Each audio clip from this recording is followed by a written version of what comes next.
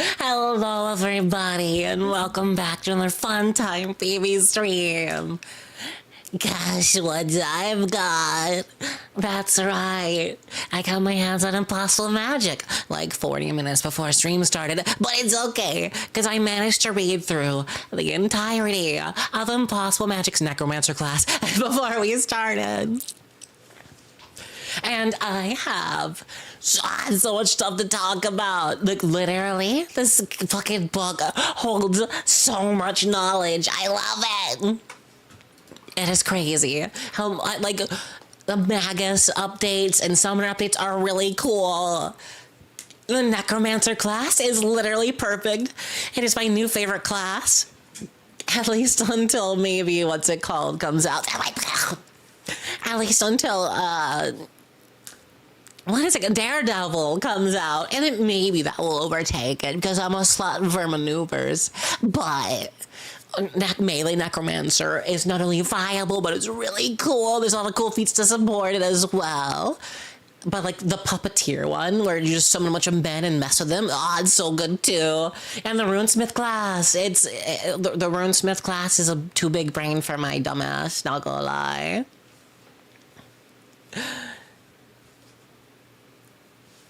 My mic gain is high. Oh, I'm gonna put it away. Oopsie. Yay. Goblins can't read. I can read. Can the Necromancer and DC make undead enemies explode to damage other enemies? I don't know. It's been a while since I last played Dungeons and Dragons. I think they can. I know the ones in Pathfinder 2e in this class get, what is it? Undead Bomb, Necromantic Bomb for free, and to blow up your mens. But it's so cool. I love Reaper. Oh, you got Bastions of Blasphemy. I don't have that one yet. I just got Absalom Station and Impossible Magics. But other than that, it's been Pog. Well, today we're going to be starting off with the, what's it called? We're going to start off with the Magus changes.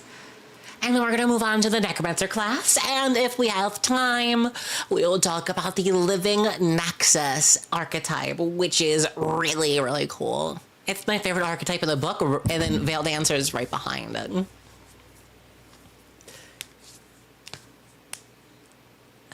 What about Bunkers and Badasses? I haven't played that one, surprisingly, despite having like a couple thousand hours on the Borderlands franchise. I've never played Bunkers and Badasses. Hello, Melee Robot. Also, thank you so much for the follows, Zumbrian and Norlake, too. I don't want to accidentally miss you. But yeah. It's, we're gonna, okay, so like, how about Fables and Frontiers? I don't know what that one is either. Oh, and a hype train has concluded. Thank you, everybody, for, giving me all of your dollar. But, well, when I played Wonderlands, it was like, I did Stablemancer and Berserker. And then I made a melee class, and then melee sucked really bad in the final end game, so I stopped playing. I'm Martina. Hello. What that got doing? We're gonna be talking about the Necromancer soon. We're gonna talk about Magus first. But first, I'm gonna swap over to my little streamy thingoid.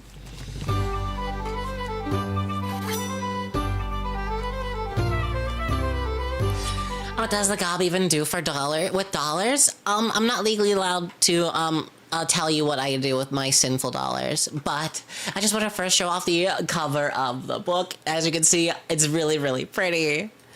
I forgot what this monster is called, but it's the thing where it's like all of the elements come together, and you can see the Magus boy over here on the left, you have the Summoner girly over here on the right, and then right below we have our Necromancer and our Runesmith. Totem font, thank you. We're not talking about Runesmith today. Runesmith is Wednesday. It's way too big. Runesmith, I'm gonna be honest with you guys, Runesmith is way too big brain of a class. And for me personally, like I might have an intelligent stat, but I'm really dumb. Also, thank you for the tier 1 sub. Because so there are 7.5 pages of class feats that you can pick from on the Runesmith, and there are 7.5 pages of runes themselves. There's over 40 runes that you can like mix, match, combine, and slap on to people. You have your runic repertoire and everything like that, and there's so much stuff. I can't even lie. It is literally so much. And it is scary. Thank you for the head pads. Also, my internet's being kind of weird right now, but I don't care.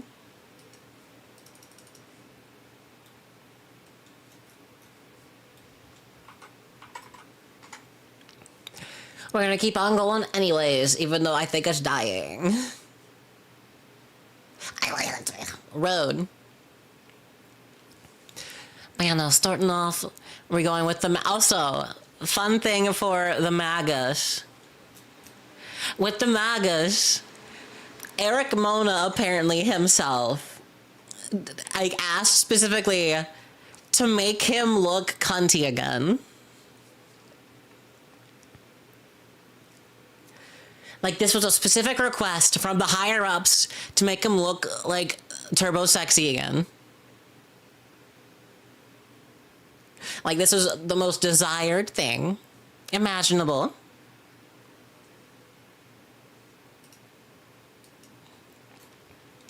And I mean, not gonna lie, it fits him.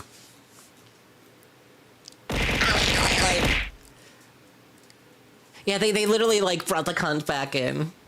It's pretty goated.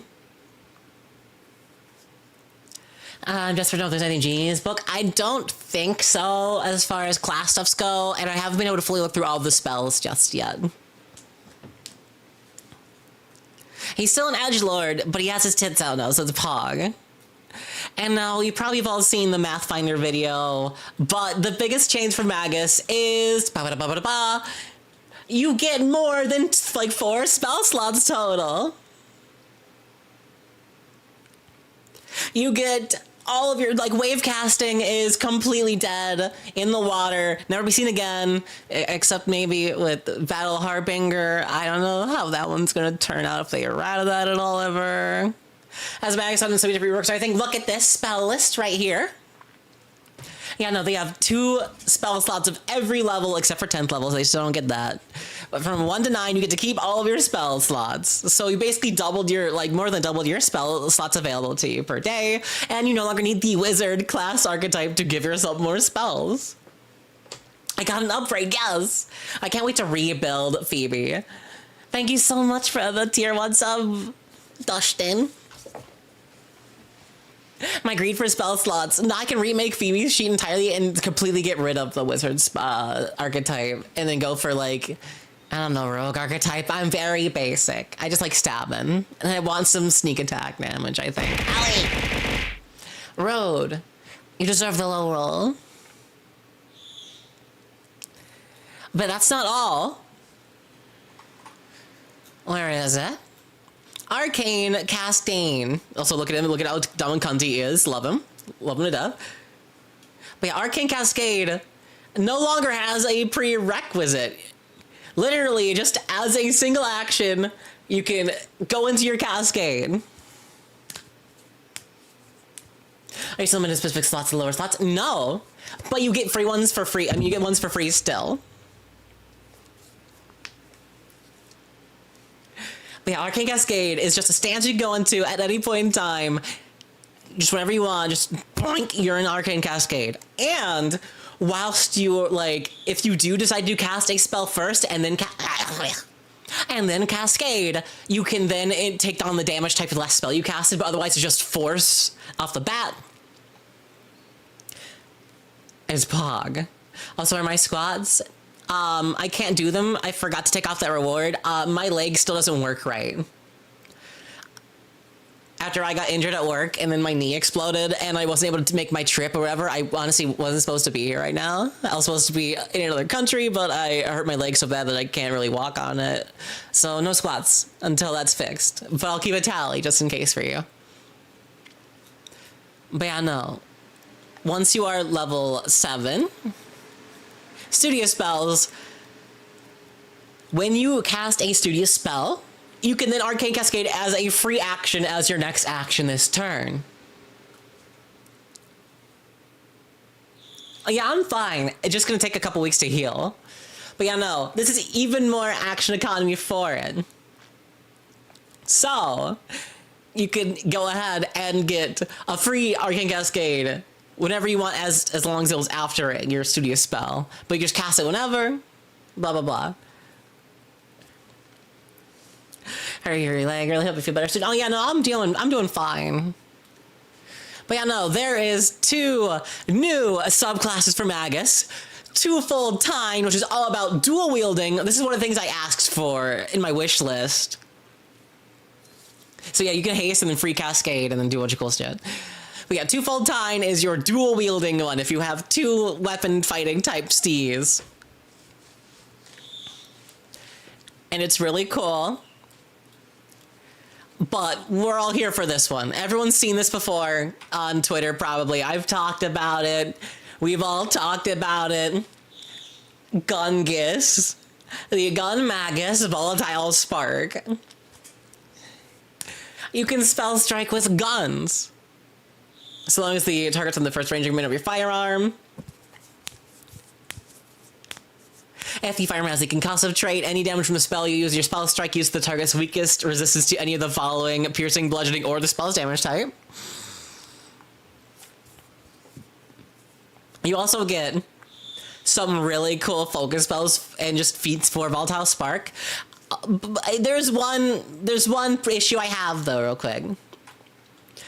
One action, Reloading Cascade. You use Arcane Cascade and interact to reload Fire Alarm, all as one action. Problem. Arcane Cascade does nothing if you use ranged weapons.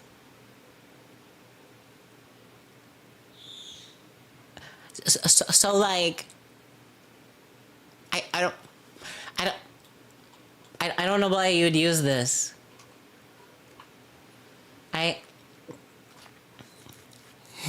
That action literally does nothing for you. Unless you're using like what's it called? Like a combination weapon, like a gun sword or something like that. It literally doesn't do anything for you. Because Arcane Cascade still specifies melee strikes. Where are you? Yeah. While you're in the stance and make melee strikes, you gain the arcane trait and deal extra damage. So Cascade doesn't really do much for you with the gun stuff. There's no real feats that go off of it either, from what I've seen. But speaking of feats, there's a lot of cool ones for the Gungus. Where are you, Gungus?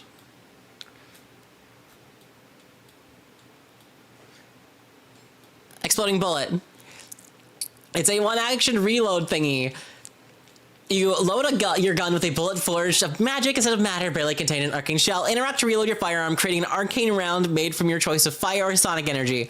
When you then shoot this round, the strike gains the arcane trait and the corresponding energy trait. The firearm gains scatter 5 feet trait, or gets a +1 bonus to their scatter if you already have a scatter weapon like a shotgun / blunderbuss type deal.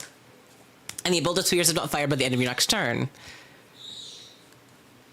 And special, when you use the reloading Volatile Sparks reloading Cascade action, you can use Exploding Bullet instead of a normal one. So this is where, because people were complaining a while back about how the magical gunslinger subclass didn't really able to make bullets out of magic anymore in exchange for like better creating stuff. Well, this is for you guys.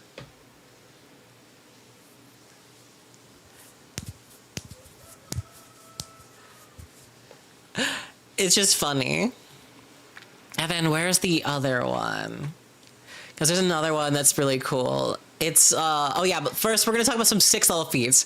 6th level for the Magus used to just be, this is my reactive strike thing, because there was like nothing good for like a 6th level feat for Magus before. It was like reactive strike, shielded tome,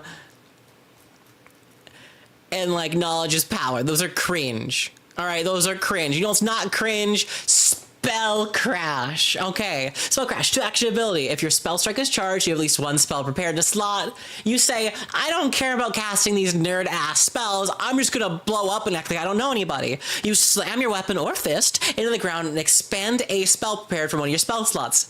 The magic of the spell explodes out either in a 20-foot emanation, a 30-foot cone, or a 60-foot line. Every creature in the area takes 1d10 force damage per spell rank of the expended spell with a reflex save against your spell DC. If your weapon has the shove trait, you can push any creature that fails its save up to 10 feet. If it has a trip trait, you trip them if they like fail their save.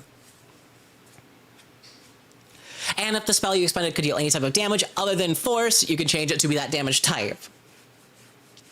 So it's so, like, literally, you just be like, I don't feel like, doing a spell strike on you. I'm just gonna kablamo and just do a giant AoE against everybody that's around you.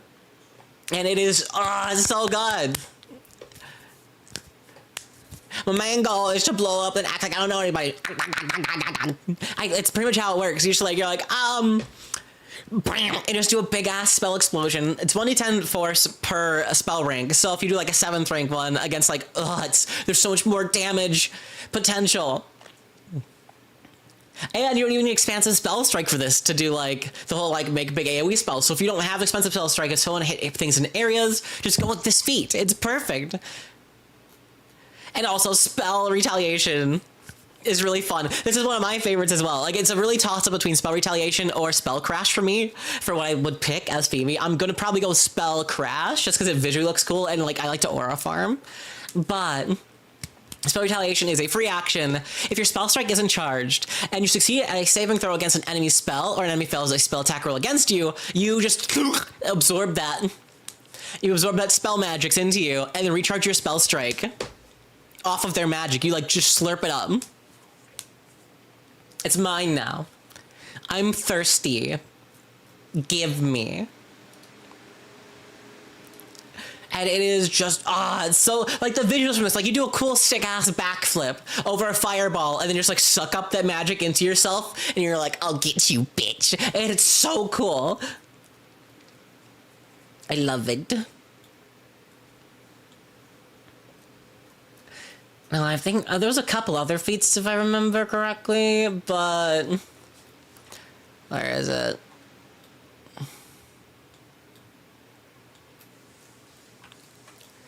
Oh, man, where are you? There it is. Kill Shot's Retort. It is a reaction for the Volatile Spark Hybrid study. Your spell strike reduces an enemy to 0 HP. You can choose a second-degree target within 10 feet of the creature that you shot to death with your gun, and they are then affected by the spell you use for your spell strike. They get any defense against that spell that spell strike normally allows, and use your strike result of that spell attack roll if needed. If the secondary target was already affected by the spell in some way, such as concept spell strike, it can't be affected a second time. But, like, who cares? You know how cool that is? Imagine if you, like, critically hit somebody with an arquebus and, like, a hit with the spell strike damage that critically hits the spell, you should immediately ping-pong the damage off the person you killed with it, because it's big-ass damage from you being a gunslinging magus, and immediately do the spell attack and damage roll against an enemy as well, the other enemy. Just bang-bang, like, just ricochet that bullet, bank off of somebody, and magically kill somebody. It's so cool. I love Volatile Spark so much. I hope they give us, like, some information on the whole Arcane Cascade deal with them, but this is poggers. It's really fun. And their focus spell they get from their class focus spell thingy is really cool. I gotta screw back up to find the page it's on again, because I forgot to write it down because I'm dumb. I'm sorry, I do see all this. Where is it? 179. Oh, yeah, it was after the base spell. So, yeah. Booming Blast. If you are wielding a loaded firearm, is a single action focus spell thingy.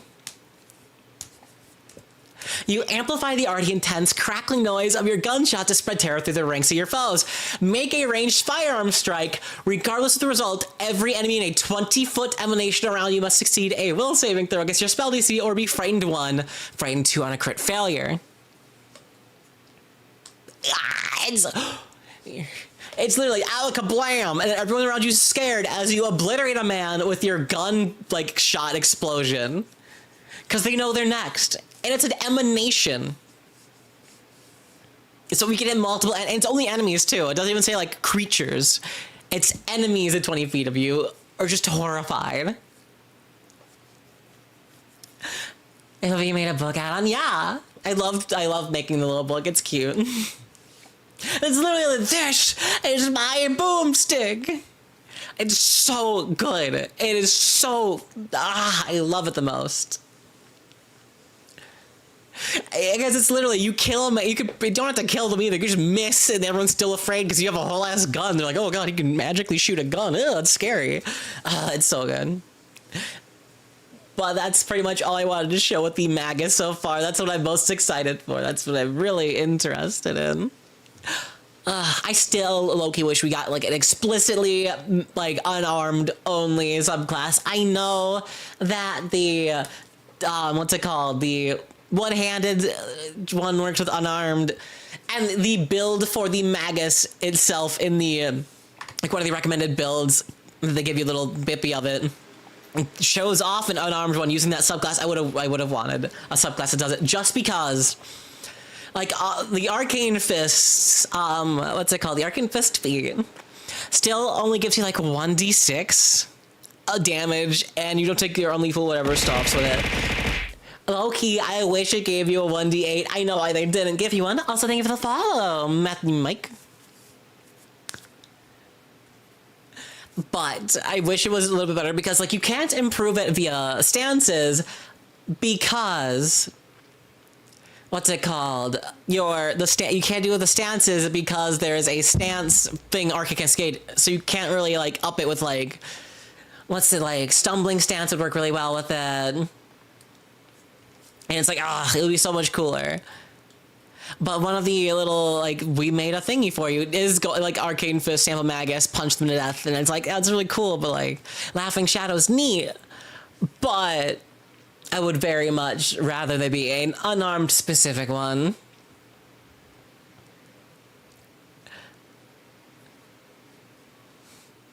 But now we're going to move on to the Necromancer, my literal favorite class of all time so far. Like, it is, it's so cool. What was it, 22? No, not 22. Was it 26? Yeah, it was 26. There we go. 26 agile bludgeoning with athletic maneuvers looking pretty good, though. I mean, yeah, but you can do, like, a 1d8 melee weapon, and you just be better than punching. Because if it's like a one-handed melee weapon, you still have your one hand free for maneuvers. Or you could play like a Knoll and use your bite for grappling and stuff like that. Or use a weapon with a trait like grapple or trip or whatever like that. And it's like, it would be better without like punching is using a weapon. Because it requires a whole ass feat to unlock your punchies.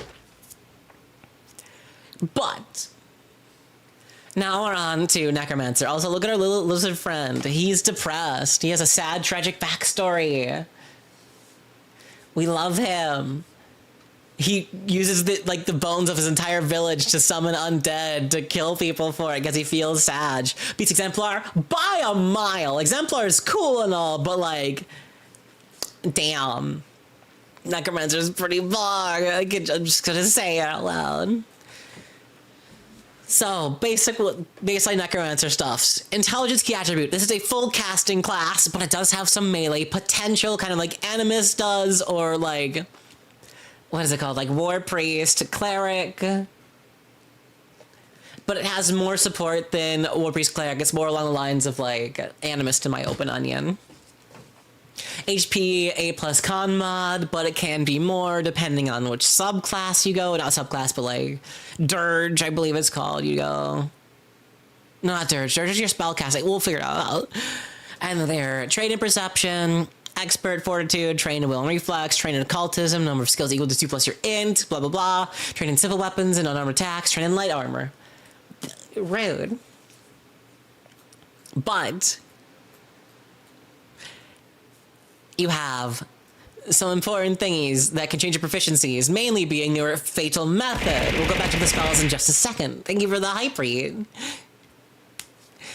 Fatal method, there are two types of subclasses for like how you'd go about your necromancy, like summoning little dudes.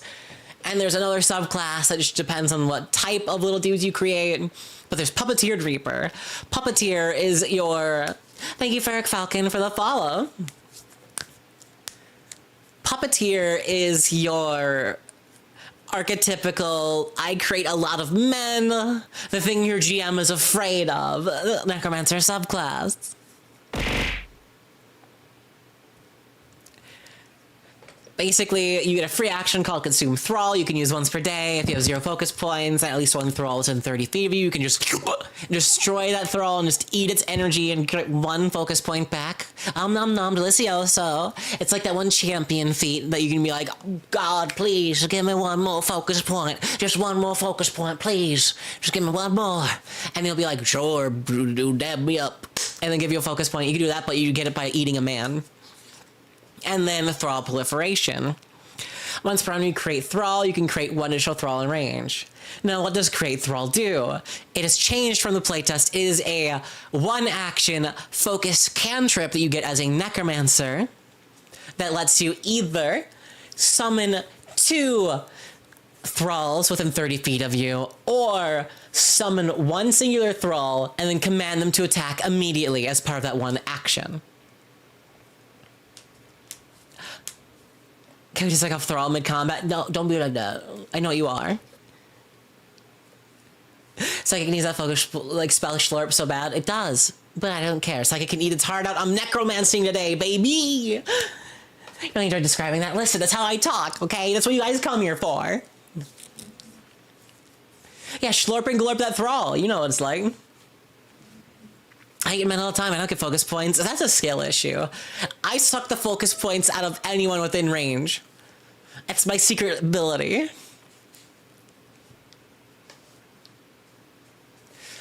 But Reaper is my personal favorite because I'm a hoe for melee anything. I'm a whapper in heart. But Reaper gives you martial weapon and medium armor training. Oh no. And then as you get expert in, like, simple weapons, you get expert in martial weapons at level 11. And then same with medium armor, you become expert at level 13 as if he was, like, light armor. And then Thrall teamwork. It makes the dream work. Once per round, after you cast Create Thrall, you can make a melee strike as a free action against a creature within melee reach that's adjacent to at least one of your Thralls. This is your instant flanking. It is your Death Knight instant flanking. You might be like, oh no, Fibonacci. I have slightly lower strength / dexterity because I'm a necromancer and my main stat is intelligence. Well, not anymore.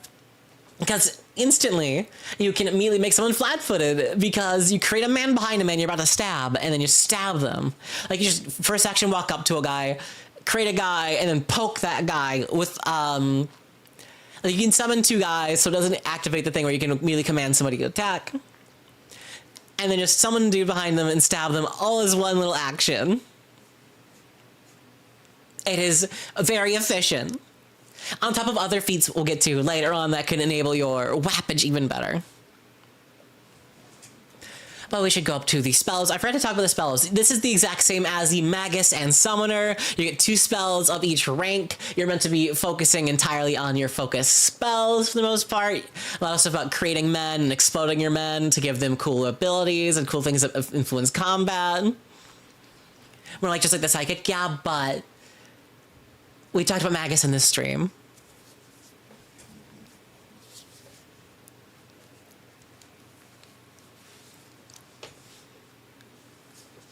So you get 2 in each spell slot and then a 1 10th level one at like level 17 is whatever. No one cares about 10th level spells except for they're kind of cool actually. See, summer class? Hell yeah, it is. I'm the type of like crazy goth girl that stinks good. The type you look at that you know will ruin your life and you still ask them out because you don't care at that moment. That's what this class is all about. This class is disgusting, by the way.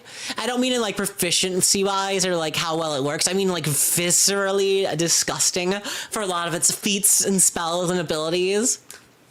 They are physically gross because you are messing with corpses in horrific ways. Like, this is very much body horror-y. That's why I'm surprised that, if you'll notice, this is not an uncommon class. This is common because, you know, Geb is right there. There's necromancers all over the place. But, like, this is weird. So you might need to talk to your GM and your players and see how chill they are with, like, body horror, because it gets gross.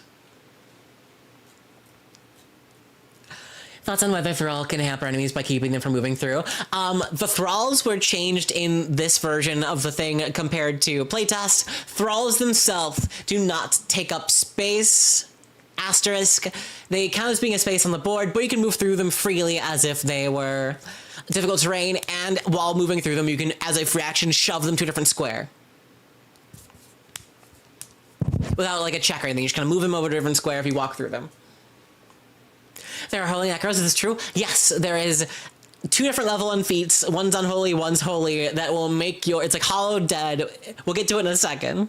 Is there cannibalism? No, but I wish there was. They're like recycling, but for bodies. Exactly, it's really cool.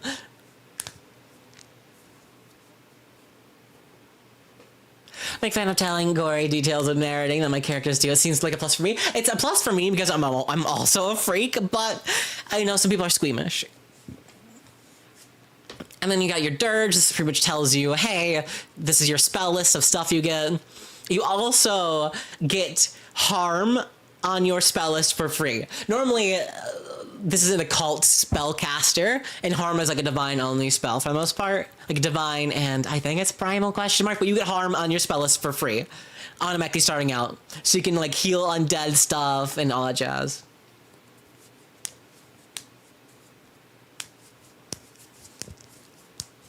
My internet's also getting all scrumpy, Michael Chan. So it's not just you. My internet's being a janky beast right now, and I don't know why. You would wish there's cannibalism. Listen, all right, if I can bite something and eat it, I will. I'm not a devore, though. That keeps getting brought up in my stream. It's not like that. I just like the feet and Fallout. Okay. But yeah, no. Your grave spells, you start with 2 focus spells. One from your subclass, and then one, let's go to Grim Fascination, I believe, and then one from just Necrotic Bomb. That's what's not a Corpse Bomb. Necrotic Bomb. Which just lets you explode your corpses for damage to enemies. And like an emanation around the corpse that you explode.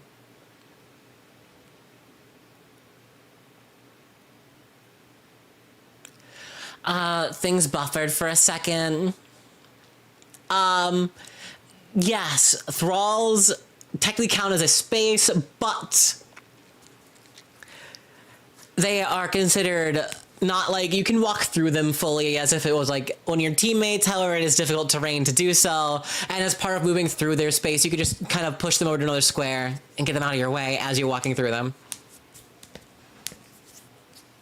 But yeah, 2 focus points starting off the bat. Eat your heart out, Psychic. I know you Psychic players and Reddit people are going to be mad about this, but I don't care. You get 2 focus spells off the bat, and then 2, like, what's it called, focus points off the bat. So the answer, how Fred has been go back to this shit, I don't know. I don't pay attention to the lore. I'm a mechanics girly. I make fun characters. I don't study books. Since Necromancer has concussive for Void Vitality, does that mean you can use harm to heal both living and undead? It's a little weird with it. They talk about it right here in Mastery of Life and Death. Whenever you cast a spell or use an ability that would deal Void or Vitality damage, you can choose for the spell to do either Void or Vitality damage to each target separately. When you cast a spell or use an ability that would affect or target only living creatures or only undead creatures, you can affect and target both. However, this does not apply to healing effects of spells or abilities. So, for example, you could have the harm spell deal vitality damage to undead enemies, but it would not be able to heal living allies. Can you use Final Sacrifice on them? I don't believe so. I don't think your Thralls have the summon tag, but you get Necrotic Bomb as a free spell, and it just kind of blows up your corpses in an area anyways. But yeah, no, you have 4 different Grim Fascinations. These are your second subclass. There is Blood, Bone, Flesh, and Spirit. These all give you one of your special grave spells, which is one of the focus spells you start with. That's not Necrotic Bomb.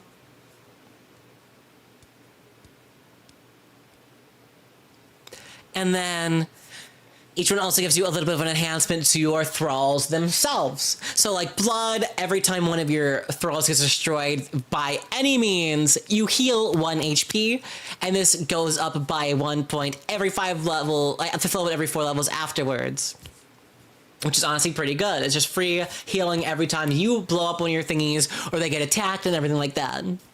Because a lot of your focus spells, if you never like mess with the Necromancer in its playtest or don't know a lot about the Necromancer itself, the Necromancer uses its thralls as both a thing to hit people with and also as a resource to like explode them and do either damage to enemies or like do different effects to dudes or like to create bigger, better thralls. You explode them as part of it. So this is a constant way to get a little bit of healing. It's not a whole lot of healing, but it's a little bit of healing as you like do your whole thing.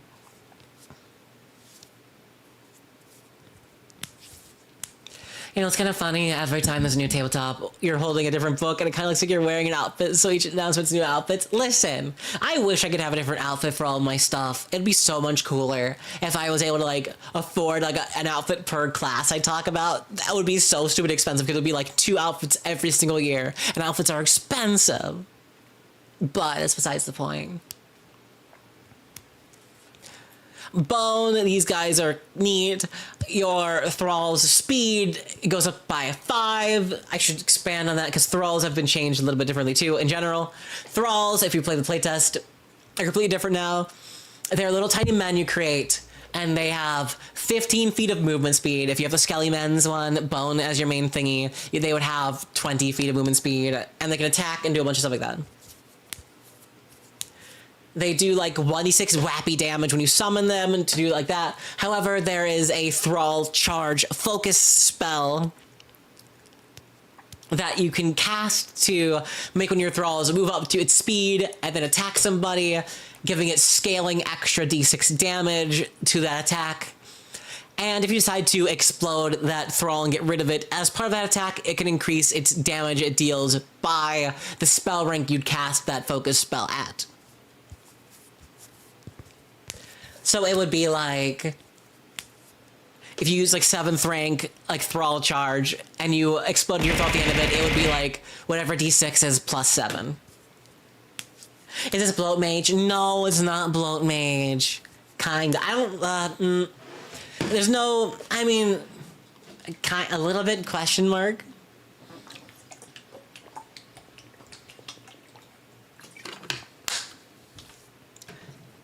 Okay, love you, God Blade. I gotta go. Bye, Cinny. Little mans. Yeah, I don't know how to subscribe. Like, I always think about low-key.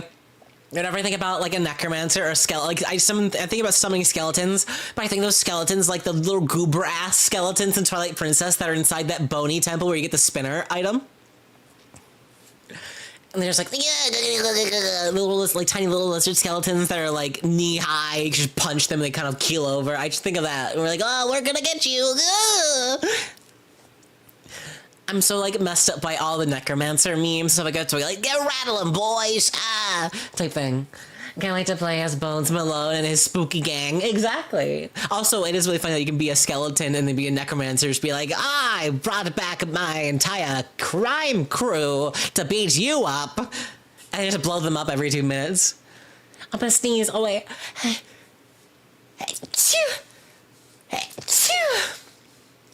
Oh, God. And then Flesh. Flesh is my favorite for my melee necromancer. It gives you a free grave spell and their thrall enhancement. Whenever one of your thralls is destroyed, it leaves behind a chunky, fleshy glob that creates difficult terrain in that space, which lasts for 10 whole minutes. So you should load the entire battlefield with goo.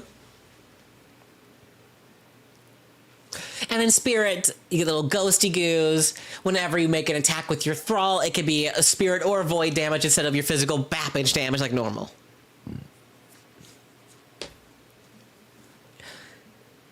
Well, Mage's kind of more sorcerer anyways, but a little more literal. Yeah, think about that. Then we're gonna go over the little spellies for the subclasses real quick, the little grave spells, as well as look at the other ones for the Necromancer starting out. Where are you? Necromancer. We have... Here we go. Bone Spear. Bone Spear is the bone-focused one, if you couldn't guess. 2-action focus spell with a range of 30 feet, targeting one of your thralls. You explode that thrall, and each creature in a 15-foot line originating from that thrall you explode, make a reflex save or take 2d6 piercing damage. And then it tightened every single level / spell rank to be an extra 2d6. So this scales a lot. It is a limited range since it's only 15-foot line, but the damage is nice. The damage is sick with it. I want to be a flesh necromancer, but my thralls keep coming all over the place so they die. Yeah, no, I mean, don't phrase it like that, but like, yeah, you know, they literally just gotta leave piles of goo everywhere. Nowhere is... not that one. We'll get to those in a second. Dead weight is disgusting. I love it. It is nasty to think about. This is the flesh-focused one. Dead weight is a 2-action focus spell. Range 30 feet again, targeting one of your thralls.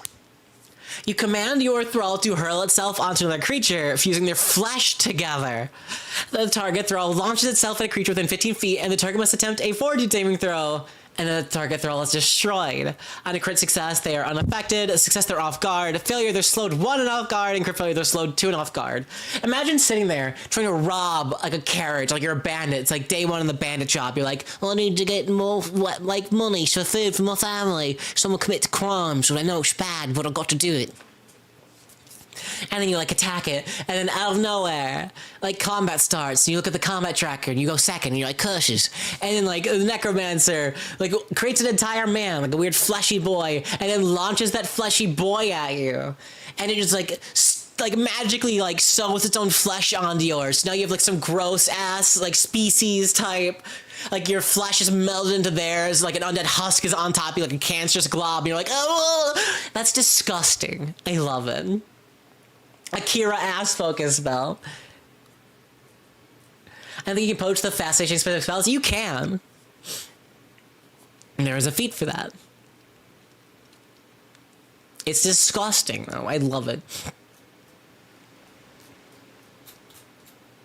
Okay, there it is. Create thrall, this is what I was talking about earlier. 1 action, either create 2 thralls or create 1 thrall and have it bap a person.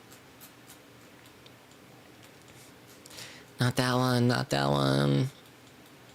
Not that one.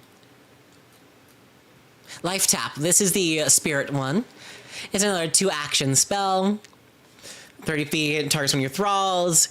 Use a thrall as your siphon to try to suck the life out of somebody and use it to give it yourself or your friends as like HP.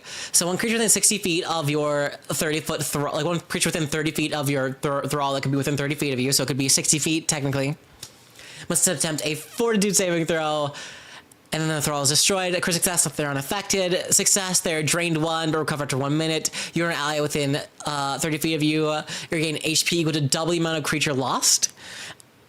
They can only be healed this way every 10 minutes. And then failure is drain 2, and crit failure is drain 3. Also, thank you so much for the raid. If anybody is new here, I am Phoebe Bain, Goblin Magus VTuber Extraordinaire. We're talking about the brand new Pathfinder 2e book, Impossible Magic. Thank you for that, Pat. But yeah, no, this one just lets you suck the life out of enemies with your ghosts and then give it to your homies or yourself. It's not a lot of HP. Drained, remember, just lowers the HP maximum and HP in general of the creature by its level. So if it's level 8, it gets drained 1, it'll get 8 HP. If it was like level 8, it was drained 2, it'd be 16, so on and so forth. But it gets better as you level up. Your Chronic Bomb, you target one of your homies, one of your little men, and then blow it up, dealing 1d12 void damage in a 10-foot emanation. And it scales once every rank by 1d12, so it's just a lot of damage.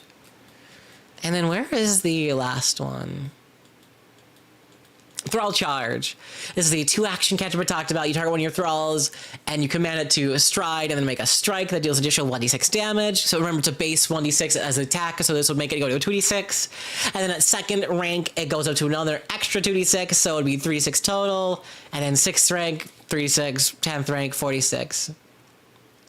There are some focus spells that give you other types of thralls that will say how much they do baseline with Thrall Charge instead. We'll get to that when we get to that. Also, I think I accidentally skipped the blood one by accident. Where are you? It's not bloody tendrils.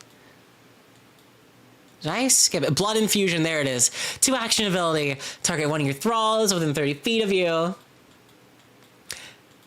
You rip the blood out of yourself. I mean, not out of yourself, out of your thrall. But then again, if you're a blood thing, you give your thralls are made out of your blood. That's why they heal you when you take it back. But you rip the blood out of your thrall and then shove it into a creature and then rip it out of that person. You give things that are immune to bleed damage blood so they can be affected by bleed damage. You know how fucked up that is? We're looking at the Necromancer class in the brand new Pathfinder 2e book, Impossible Magic.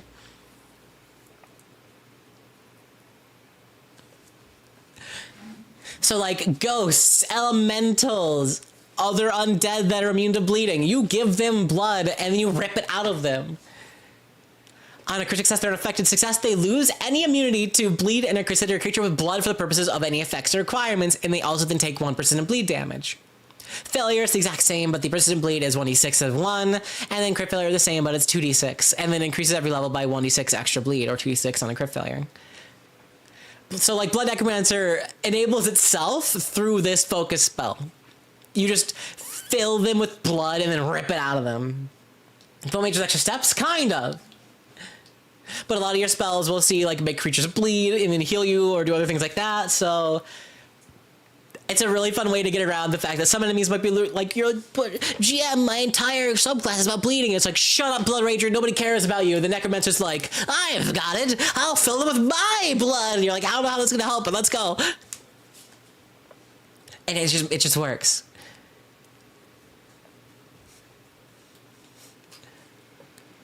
But back to the Necromancer itself. It's just so much shit with the Necromancer. Like, they have a lot of stuff, as you couldn't tell. They are such a fully fleshed out character, get it, but I love them most. Also, you get undead lore for free that auto scales up to level, like, 15 at Legendary. It's like, okay, you know, who cares? And then they reworked how Inevitable Return works. It has a slightly lower range, and it only works on small or medium targets. However, it's still pretty nice to have as a reaction. Anytime a small or medium creature within 30 feet of you dies, you create a thrall in their space. It's the same size as a triggering creature, so you can't create like a large thrall from a large beastie anymore, but you can still create a little goblin thrall. And you've had that. Also, it's just kind of fucked up to think about. Like, imagine you're like, no, they killed Dave! And they bring back Dave to fight you. I was just thinking that the reason they're common is not just because of Geb, but there's plenty of hedge necromancers out there. Whispering Way, Tarwafon is out there, all empowered. In places like Absalom, they're probably blending in underground pretty easily. Yeah, no, there's a lot of reasons why it wouldn't be uncommon, but at the same time, I feel like this would be a very much reason similar to like how Gunslinger and Inventor are a thing, even though like Alkenstar is mainly the only place with like that type of stuff and Nex or whatever. Because it's just really goopy and, like, spooky. Like, these guys are free reign in Pathfinder Society. You can just show up to a table and be like, I'm gonna freak you all out with my gloop real quick. And everyone has to, like, sit there and be like, okay, Ted, I know you're into girl like that one guy from Corvus Party, but please, can you lower the violence?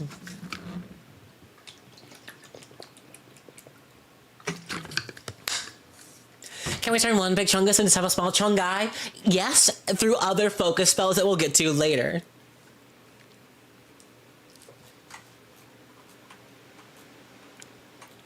And then the rest is like, this just goes over your thralls, stuff like that. You know, thralls level -1 creature, only have 1 HP, immune to bleed, death effects, all the stuff that's normally immune by undead. And they are destroyed after 1 minute automatically, blah, blah, blah. What? Yeah, I know, we're gonna get to that in a second. And then they have a speed of 15 feet. We talked about earlier. We use command thrall, blah, blah, blah. It deals 1d6 bludgeoning, piercing, or slashing damage, and it scales every 4 levels by 1d6, so it just goes up. It can eventually scale to like 10d6 if you use like Thrall Charge on top of your normal Thrall stuff.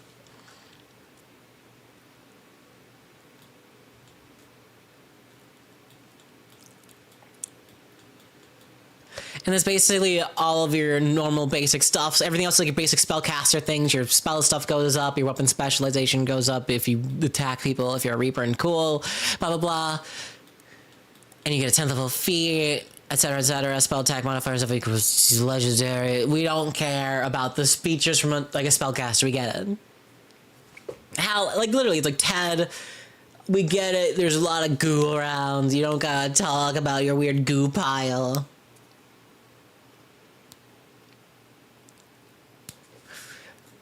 But yeah, non-necromancer feats. Remember, since the spellcaster, you don't get a feat at level 1 unless you are a human, because we're, like, humans are pog like that. Or you can just take it at level 2. And this is where you get to a lot of stuff that I think... Thank you so much, Adron, for the Raidron! If anyone's new here, I am Phoebe Bane, Go Magus Future Extraordinaire. We're talking about the Necromancer class currently in the brand new Pathfinder 2nd Edition Impossible Magic book. But yeah, these are a lot of really useful feats, in my opinion, or Open Onion, at least Death Speaker is. So I feel like this might be worth going as like a free feat you can get. In any way, if like a human, or like you want to take it over some second level feats. Death Speaker, you can talk and influence undead. Your spells and abilities ignore the mindless trait and immunity to emotion, fear, mental effects when targeting any undead creatures.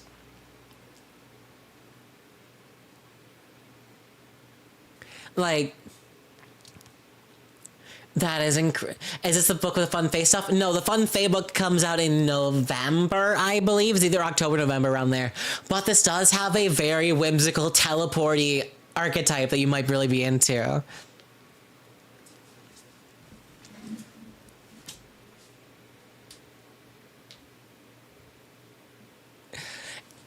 But yeah, no, I feel like this is like a must-have pick. It also gives you a plus and bonus to your attempts to make an impression or request an undead creature. I don't care about that. You talk to vampire, it's easier. Bleh. Who cares? But the ability to... Because remember, you're an occult spellcaster first and foremost. And a lot of occult spells affect will saves and mind-influencing magics.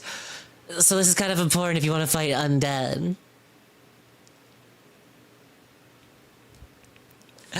And then you got the ones that's like Hollow Dead. This one, if you aren't unholy, you become holy, and so do all your thralls. They all get the holy trait and do 1 extra spirit damage.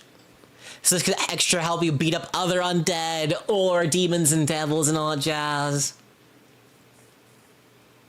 The speaker is good for Bard Necromancer. Anything with the occult spell list, which like Necromancer is a part of, would be amazing with that feat. It's like honestly you gotta pick it up type thing. Hollow Dead, like I said, has that. You also get the Anathema. You purposely create undead to do undue harm. Is Anathema to you.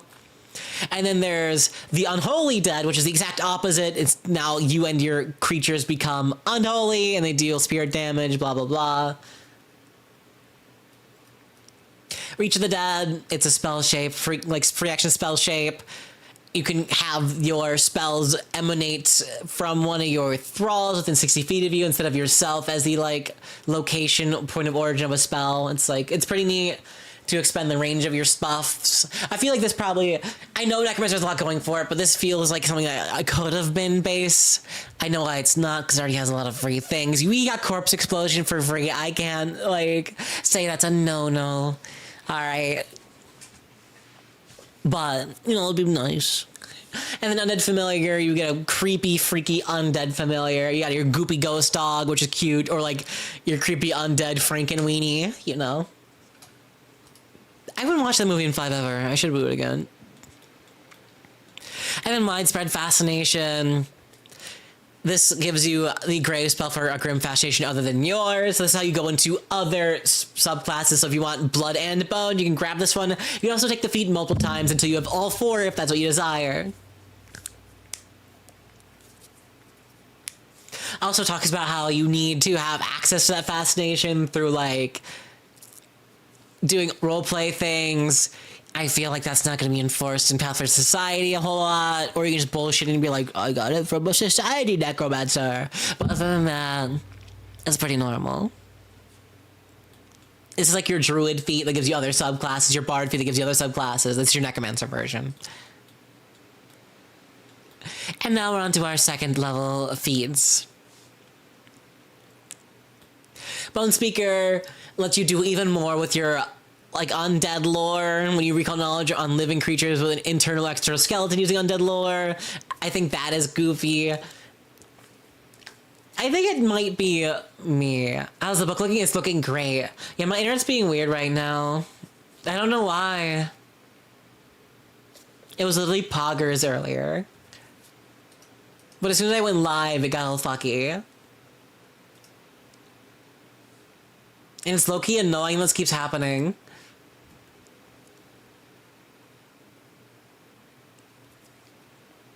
And, like, I would restart my stream, but I don't want to, like,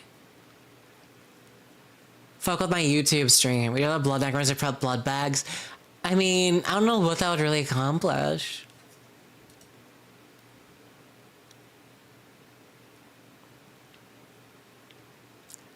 Let me restart it real quick and see if that does anything.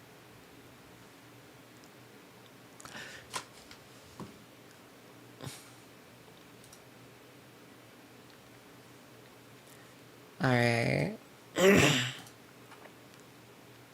All right, let's see. Does this fix anything for me?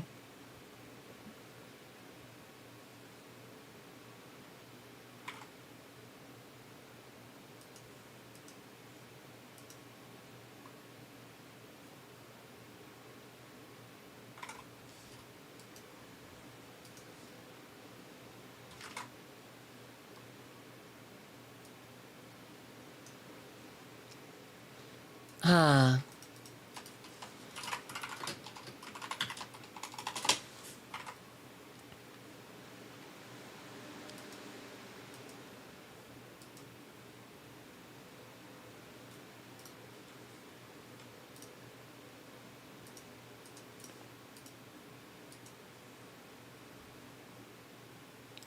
Well, go.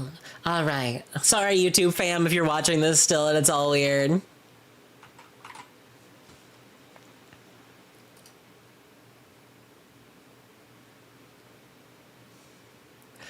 It's just being kind of mean to me right now on my Twitch end of things. It's saying my stream key is broken.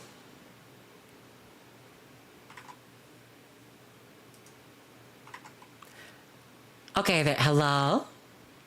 Hello? Are we live again? Oh, my internet's still fucky. Ugh! I hate where I live in the corn where it sucks. Somebody move me out of here.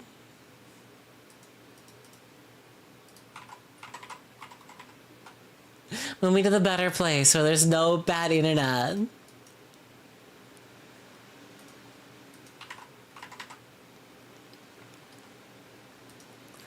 Oh, well, we're gonna have to make do. Somebody buy me fiber lines. No bad internet.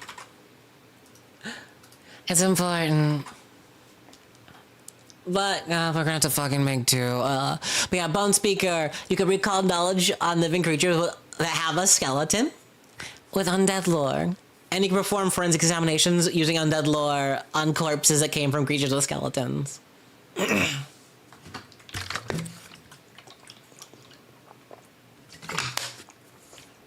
Now this is annoying.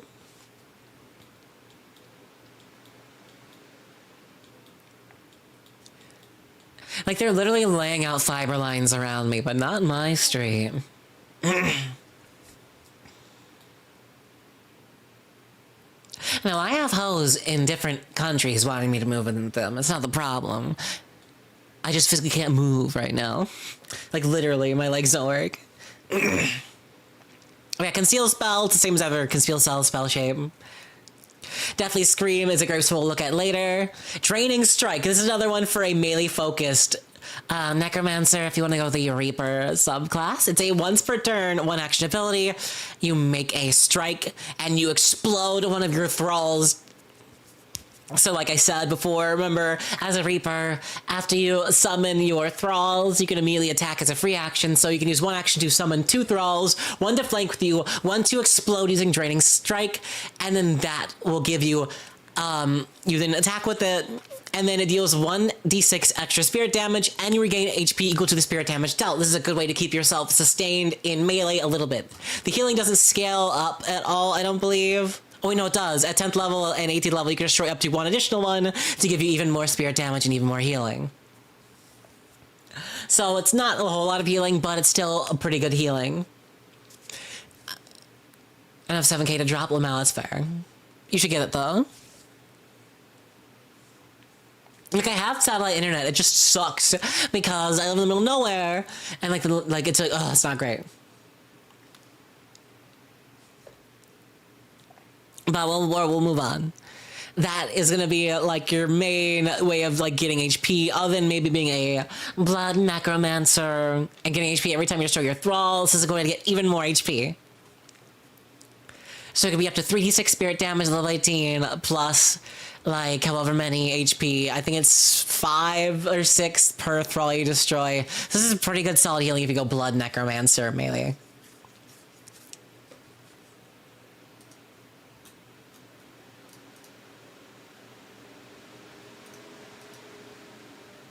So thank you, Dina, for the Sabina.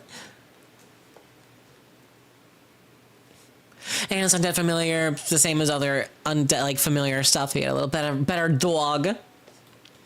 Invert Harm. When you cast Harm, it can heal living creatures as though they were undead. This is, of course, something you can only get and take if you have the Master of Life and Death class feature. So if you are trying to grab this from a this is like most people take it as like a must pick up for other classes. Jokes on you, you fucking can't. So this is Necromancer specific thing. You're not taking this through any archetypes or whatever. Muscle Barrier, this is another cool focus we'll talk about in a bit. And then Song of the Soul, once again, another grave spell. This class, like the Psychic, has a lot of grave spells to it. It's a big bunch of your, turn economy, because you only have 2 spell slots per rank, like a Psychic does, or like a Magus or a Summoner. Yeah, rip Harm Clerics, fuck them. Undead Creator. There are a couple of uncommon feats that are specifying around the Create Undead ritual and other things like that that could be considered evil or unholy acts. Like Undead Creator, if you aren't holy, you learn the Create Undead ritual and can cast it without a secondary caster. And you must fill in your requirements for secondary caster yourself, and you attempt a secondary check normally performed without a secondary caster yourself.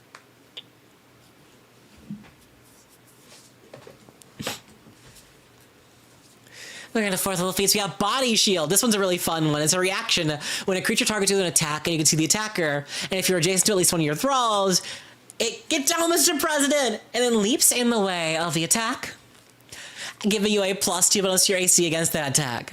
If it still hits you, you gain resistance to the damage equal to your level, and your thrall is then destroyed. It's just really cute to think about, like, you're like a puppeteer necromancer. There's like little thralls all over the place around you, and you're just kind of casually like flicking your hand to the side, like a finger over. It's just create like puppeteer the skeleton awkwardly to jump in the way. Dungeon Master Breeder, thank you for the follow. What the fuck type of name is that? Oh, Mal. Bunny Barrage, another really fun, in my opinion, it's one of the better grave spells. I love it a lot. Ghostly Stride. It's a 1-action ability. You stride up to half your speed. It doesn't trigger reactions, and you can move through enemy spaces during it. And if you have a fly speed, you can use your flight instead of your movement speed. Mobile thralls, you give your thralls a climb speed or a swim speed. An additional speed is equal to its land speed. Anytime you let it strike, you can have it use climbing or swimming. At 8th level, you can use fly as a choice. This is a good way to get more, like, honestly, I don't feel like the climbing or the swimming will ever come up unless, of course, you're using an underwater campaign. But the flight might be more useful than not, especially if spirit thralls, because in my open onion, spirit thralls are probably a flight for free, but it's like, we can't talk about it. It'll probably be too strong. Osteo Armaments is your 4th level feat. Is a good pickup if you are melee or melee on occasion.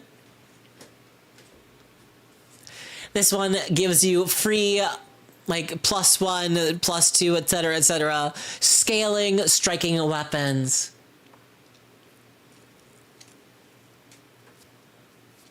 I don't really think climb speed will come up all that much, because you can just summon a thrall, like, on a cliff above you if you need something to get up there. I doubt there's gonna be a lot of enemies that are gonna be attacking you while they're also latched onto a wall. Like, very rarely, maybe like monkey goblins, question mark, but like, you know, it's not, I don't really see it coming up at all ever. Fuck meat shields, bone barriers are where it's at. No, real though. Very excited to try Necromancer in the future run with my group after we finish Rise of the Rune Lords, going from a Grave Walker witch to with the healed patron. That's a very big shift. Going from a good healy to a evil, like, creaty. But you know, the skills as you level up to will be like +2 greater striking, etc. They also get the decaying rune for free and then greater decaying rune later on. So it's pretty nice if you don't want to, like, spend all of your money on a weapon.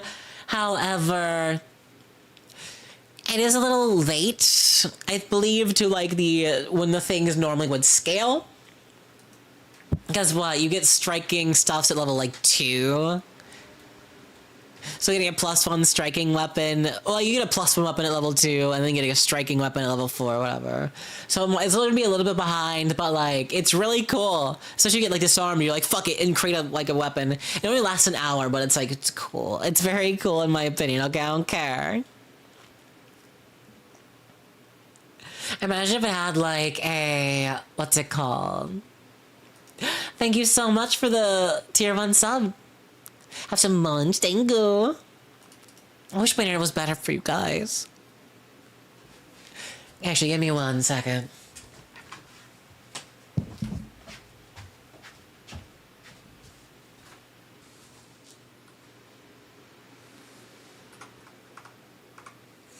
Alright, maybe this will fix it. No.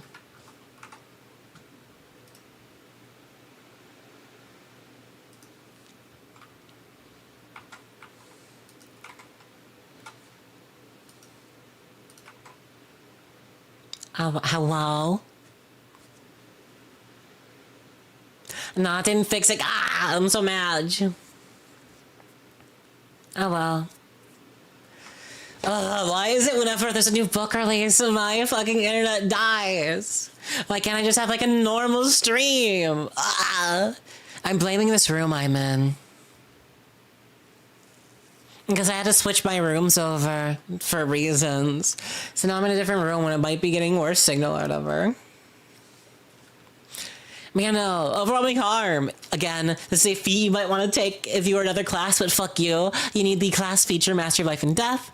Whenever you cast the extra range of harm, the area goes up to 60 instead of just 30 for even bigger healing for your undead / hurting for your enemies / vice versa. Can you share the PDF with a friendly shark? No, we're not.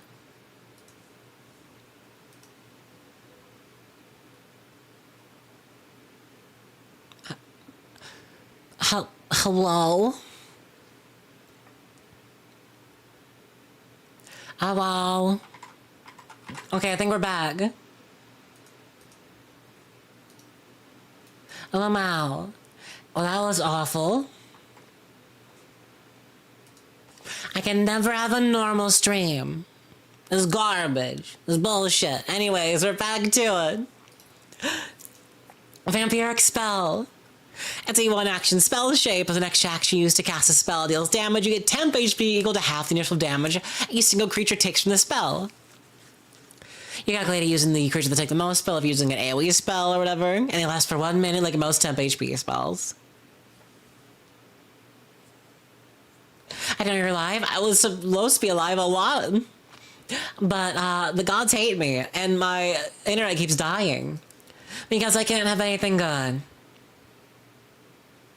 Can the heat cause issues with your internet? I don't know if that's a thing that physically happens. I just use satellite internet because shit sucks out here in the corn. I'm trapped here in eternal hell. And it's really annoying. But we're back, kind of. But yeah, no, vampire spell, you the blood out of them. And then Void Siphon. Void Siphon's funny. It's a reaction if you take void damage and you're living. You say, nuh-uh. You get resistance equal to the damage, and then temp HP equal to your level.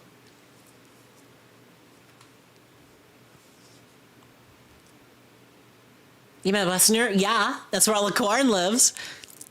And then Bind Heroic Spirit. This one is your go-to spell as a Reaper. This is a focus spell. You're pretty much going to cast it immediately. As soon as you start combat, you're going to have to be like, Bind Heroic Spirit, and then do all your wappy stuff as per normal.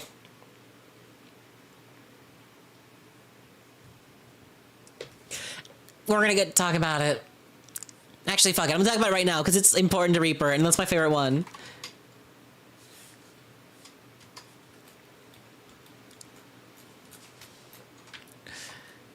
Bind Heroic, there it is, Bind Heroic Spirit. It's your focus spell, you get level 6. 2 action ability, range of 30 feet, targeting one of your thralls. You explode your thrall and then tie that spirit to yourself, and you get a +1 bonus to your attack rolls and saving throws. Additionally, whenever you critically hit a creature with a strike, you can create a thrall in a space adjacent to this target of the strike, as your heroic attack inspires other spirits to join you in battle. This increases to a +2 when it becomes a 6th rank spell. So this is basically your way to overcome the fact that you're going to be a little bit behind on your main attack stat. Since you are going to be an int main character, so if you have like strength or dexterity as your wappy attack thingy, this gives you a way to increase it to normal levels. On top of like automatically using your thralls as flanking when you summon them. Go back to originally. Thank you for the follow, Boniface and Cetheo. Sorry, my stream is scuffed as fuck. My internet's being mean to me today. Because why wouldn't it be? But yeah, no, that is Bind Heroic Spirit. It's amazing. You need to get this if you are going to be a melee caster. Extra bonus to your attack rolls is just the thing you need to get your attackies back in line with other martial classes as a spellcaster. There is a level 20 feet later on that like makes it permanent, but we'll get to that when we get to that. The level 20 feats are really funny because one of them is fucked up. One of the level 20 Necromancer feats is literally your Lich, basically. I just got here. Is this a Necromancer? Yeah, it is the Necromancer. Bloody Tendril is another grave spell. We'll talk about that later. And then Bone Burst. It's another reaction feat. This has a lot of reactions, kind of like the Animist, where there's a lot of reactions and spell shapes and stuff like that. Although instead of like the Animist, you have way less spell slots. But these are pretty good. Bone Burst. If a creature adjacent to one of your thralls uses a manipulate action or a move action, makes a range attack, there's a square, blah, blah, blah, blah. This is your reactive strike. You just punch them.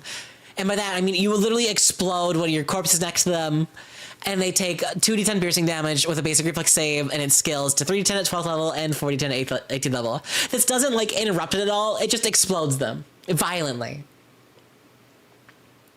So, like, I'm going to shoot your friend, and you hit them with a grenade. Basically, it's really fun. It's pretty decent damage, and it's a saving throw. It is a reflex saving throw, which you don't have a lot of. I think it's the least amount of spells with that saving throw in Pathfinder's occult spell list, so it's pretty pog. Did the fish break because my internet broke? Give me a second. I'll fix it for you.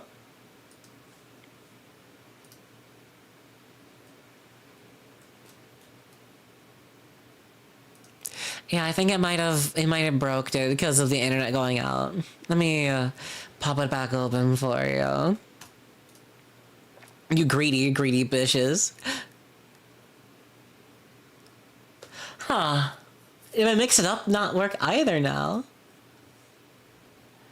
Weird. My internet going out broke all of my things. Give me a second. Yay. There we go.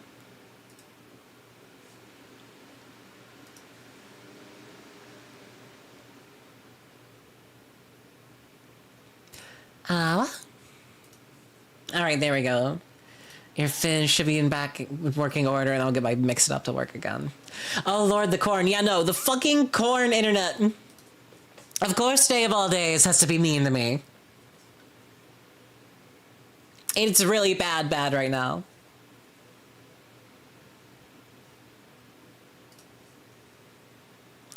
I wish I could fix it, but there's nothing to fix. That's just how my life is.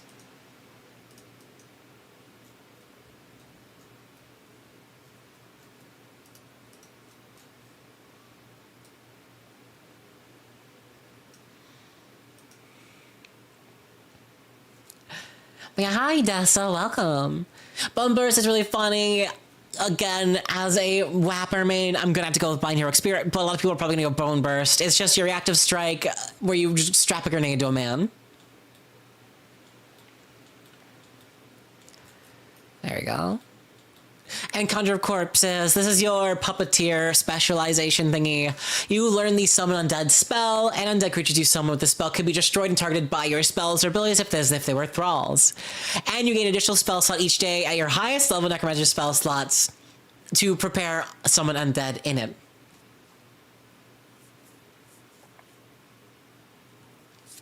So like this is a way to just always have a little gremlin man with you.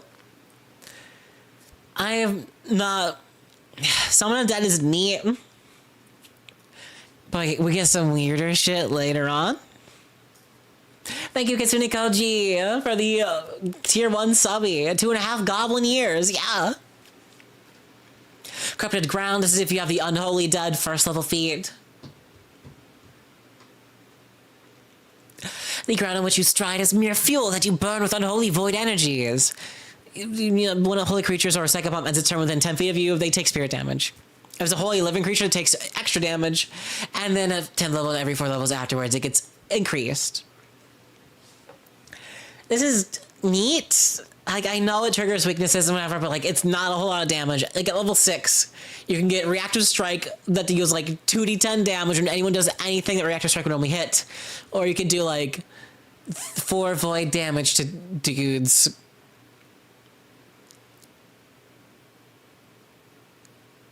It's like whatever, man. I don't care. That's gonna sound rude, but I don't care. And then Hollowed Earth, the exact opposite. So instead of like, it deals holy spirit damage and then vitality damage. Reclaim power, destroy up to 3 of your thralls within 60 feet of you once per 10 minutes to regain HP equal to level per thrall destroyed. So if you're like level 10 and you destroy 3 of them, you get 30 HP back. I'm gonna sneeze real quick.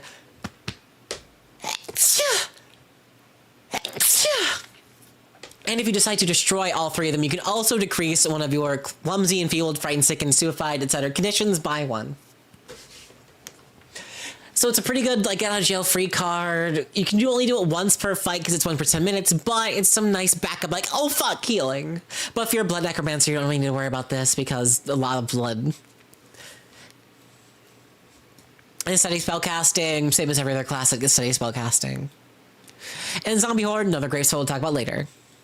Same with Conglomerate of Limbs. Final Spite. This one is funny. Good night, Dina. I'll try to make my internet better. Question mark, asterisk, tears, crying emoji.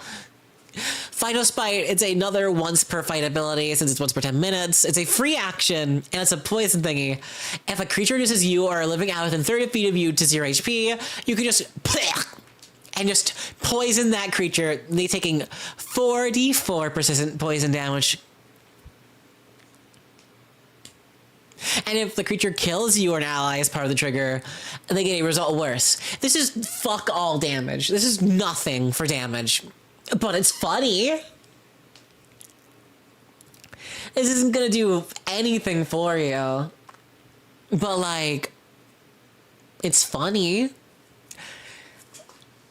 Like, if like, your friend gets murdered in front of you, and you're like, yaha! Take 44 persistent poison damage at level 8.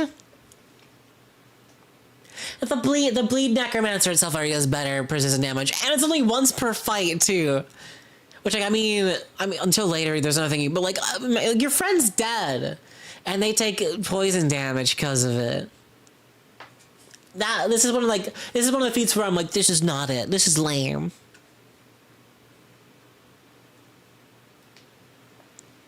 And then we've got Infuse Void. Infuse Void is another fun time spell shape thing you get. This is a 1 action of a free action, like a lot of them. Thank you so much for the tier 1 sub. Anonymous gifter gave prolapsed pickle. Bruh. High percent damage though? Not really, because the bleed one just gives a lot of blood.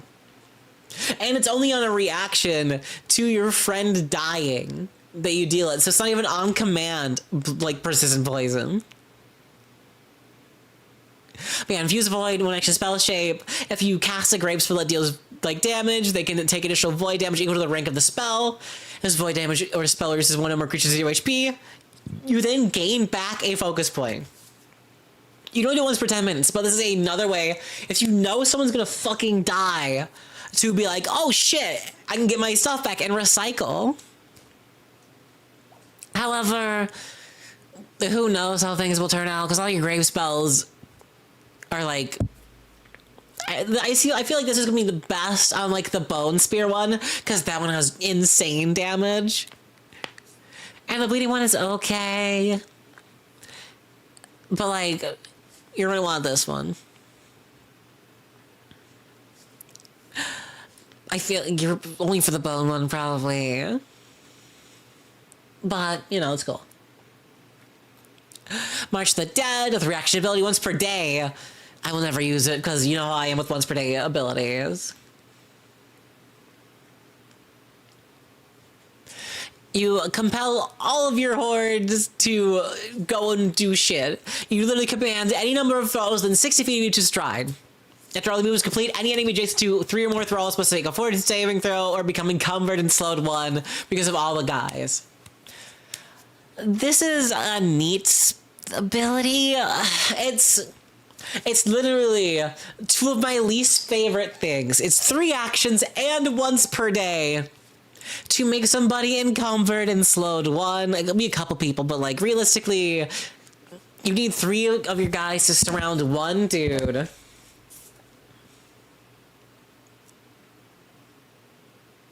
So like, I don't think this is worth it like at all. But that's just me. Poison Drinker is another funny reaction. If you critically succeed on avoiding saving throw as poison effect, you just get HP equal to the level of the poison and gain nourishment as if it was 1 square meal. This sucks. This is way too situational to waste a class feat on, but it's really fucking funny that it gives you, like, sustenance. Oh yeah, I did forget about Necrotic Bomb, you're right. But yeah, no, I think Poison Drinker is complete ass-tier garbage, but it's really funny, so I would pick up for that reason alone. Because what are the odds of you getting hit with a 40 save against a poison effect, critically succeeding it, and then it gives you like, what, like 4 HP, and it gives you like half of a ration. It's not the greatest, but it's pretty funny. Saying with transference is on the grave spell, we'll get to that in a second.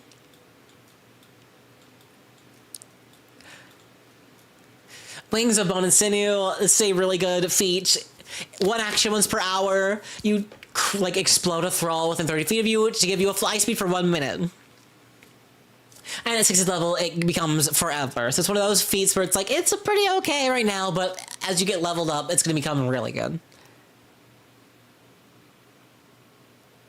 So you can just kill one of your mens at the beginning of your day and then immediately fly around for the rest of the day.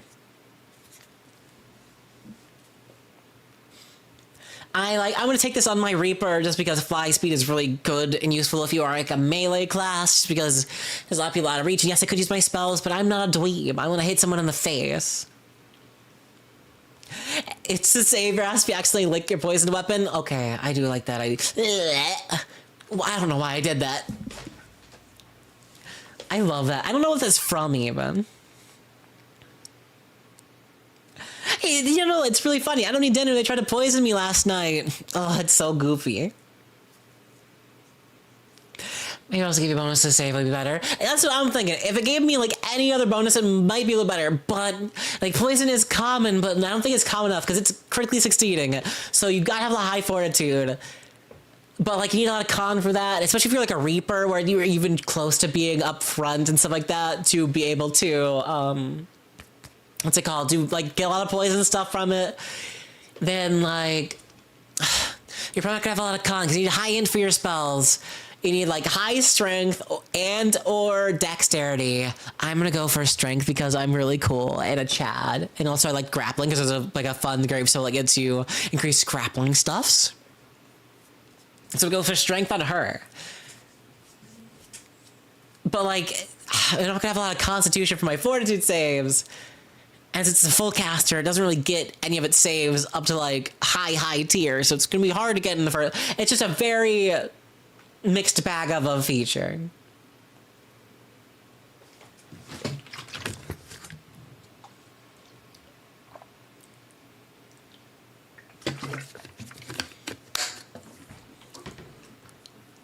It's from the Dragon Quest movie, if I recall correctly. There was a movie? Dragon Quest live action comes my band places himself. I didn't know there was like a little live action funny thing. I guess, was it just like an internet skit thingy? Like level 8 is pretty good for, you have a flying option here. And like some of these are pretty neat. Like Conglomerate of Limbs is a pretty good, if you like, it's a lockdown grave spell. We'll get to it in a second. Final Spite is okay, but Infused Void, March of the Dead, and Poison Drinker I feel like are weak as fuck. Sanguine Transference is okay, it's a good bit of healing as well, but 8 is kind of lame as a level. Free Flight is never bad, and its scale is good. Thank you, Foster Jack. Hi, Callie. But yeah, no, level 10, there's some great... Blossoming Gore is one of my favorite flag focus spells of all time. It is gross, and I love it. Desperate Surge. Well, actually, once per 10 minutes, so it's a once per fight ability. But you can attempt to grab, reposition, shove, or trip a creature using a spell attack roll as of an athletics check. You can recharge it early, but make an unarmed strike to destroy one of your thralls within your reach. I don't think I would ever, like, punch my thralls to get it back, but this is a pretty good, like, oh fuck maneuver. In my open onion. That's the best way to traumatize my players. Generally, my players aren't watching, they won't see. They're those weird rust guys. They're not rust monsters because rust monsters were OGL, but it's a different type of thingy that is like a rust devil, I think it is. That's pretty scary if they're like, you put a lot of martial party. My personal opinion, anything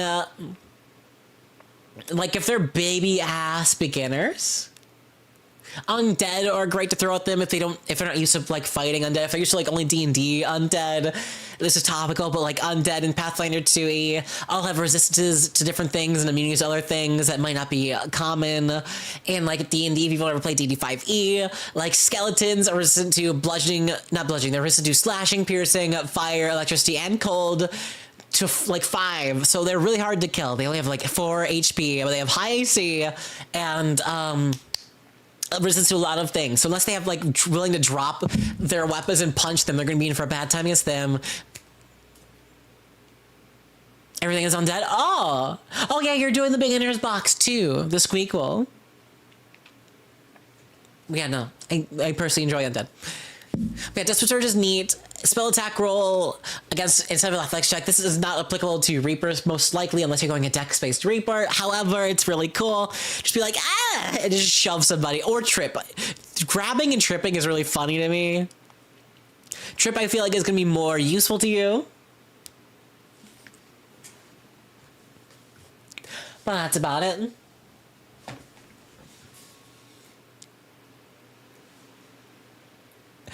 And then we have expanded necromancy.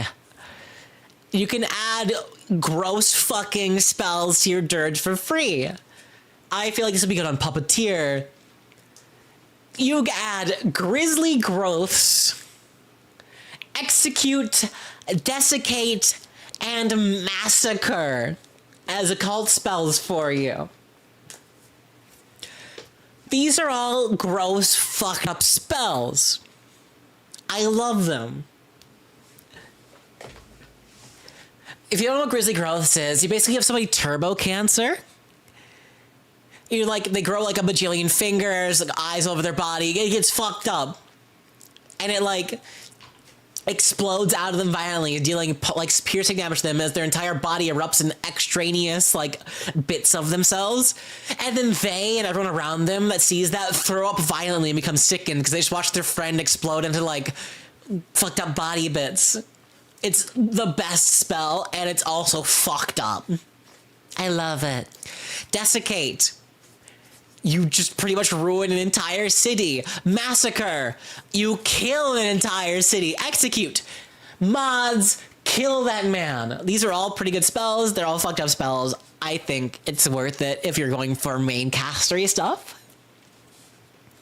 Necromantic Life Sense is like what you can pretty much guess what it does. It's life sense, but you can gain like sense about lifelessness and lifelessness, I guess the way to say it. So you can detect living creatures and undead creatures and anything like that gives off void gloop because of it, and you can differentiate between the two.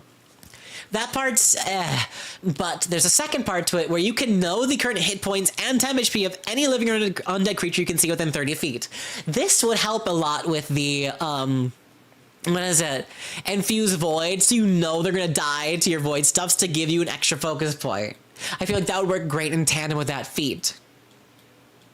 Otherwise, just being able to feel where things are, so it's not like, so when you're targeting an invisible creature, that happens to be living or undead. So it's not like elementals, not like constructs, but like between those two, helps out a lot with targeting those, especially for a lot of spells that like require you to be able to target anything in general. Like if you are hidden in an area of like super darkness from like the darkness spell, being able to target your thralls, because a lot of your spells target your thralls, being able to see them and target them no matter what is very helpful.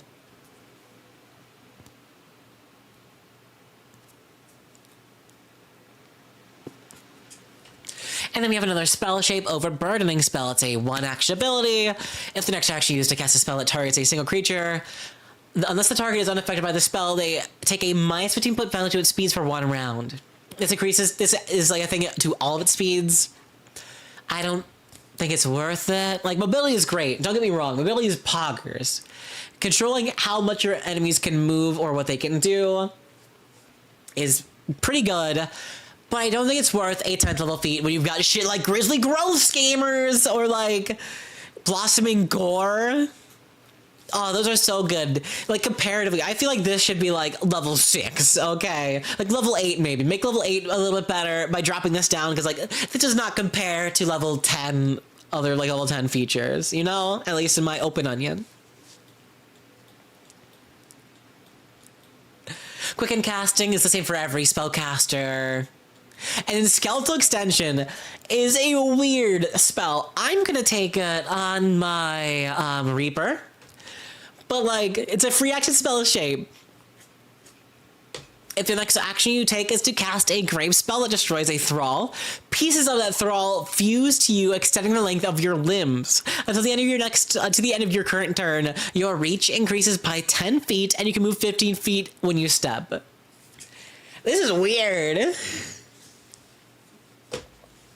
So you can use this as a Reaper to position yourself better. Because, like, remember, like, summoning a Thrall is a grave spell. So you can one action... So you can use this as a free action. One action, create a Freakazoid. I create a couple dudes next to an enemy. And then extend the reach of your thingy. It increases by 10 feet. It doesn't increase to 10 feet, or, like, it increases by 10 feet. So you already have a reach weapon. You have 20-foot reach on an attack.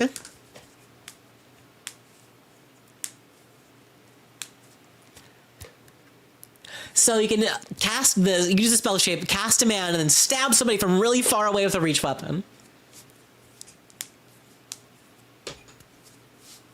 I like it a lot. I feel like this is a very good way to set up stuff, because it's until the end of your turn, so you have to use it as the first thing for the most part, but as a Reaper, I feel like you're using it every turn, because it has no, like, once per day, once per 10 minutes. It's literally just use it whenever you want to cast a grave spell, of which your summoning dudes is a grave spell. So you might as well use it. Yeah, you can make ghost thralls. One of the 4 main things you can do is spirit.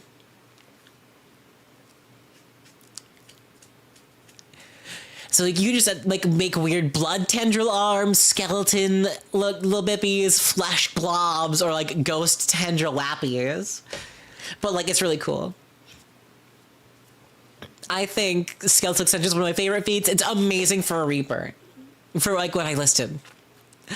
Speak with Days Long Dead is basically a way to fuck over your GM when they're trying to do, like, you know, it's like pretty much like Speak with Dead. It's just a Speak with Dead spell from D&D 5e, and you just fuck over a mystery from your GM. I think that's why it's uncommon. Literally, you, like, channel ghosts and whatever, and you learn one piece of info or one significant event relating to where you are, and then as you level up, like 12th level, you learn like about information of events that took place within the last decade, and then level 16, any point, like, and then level 20, it's like at any point in history. You just fuck over mysteries for your GM. You automatically know lore and history about bullshit you shouldn't know about because you touch the ground and you're like, there was blood here once. I know that the ghosts, they know the dead happened. And just do a bunch of fucked up shit and ruin their damn.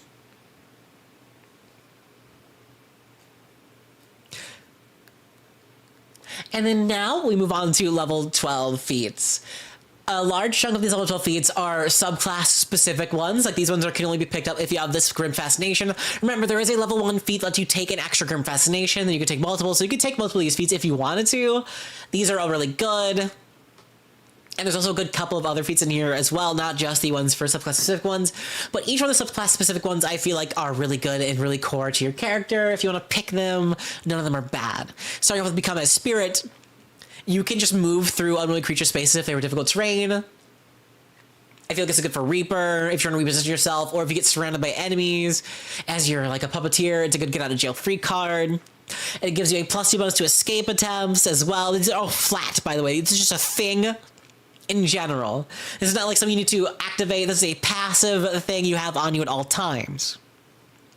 And then, on top of that, whenever you destroy a Thrall, you gain resistance to all damage except for Force, Ghost Touch, Spirit, or Vitality, equal to half your level for 1 round. So this is basically always on walking through people and getting bonus to escape checks, as well as always on, because when aren't you going to destroy your Thralls? Like, every ability you do destroys a Thrall one way or another. You always have resistance equal to half your level, for the most part, unless it's like Vitality or whatever. That's really good. It's just a good survivability tool. I feel like it's especially for Reaper, because you're going to get hit a lot more, so the resistance is probably going to be even more better for it, because remember, you got Void Strike, I believe it was called, one of those things. I don't remember, was it actually?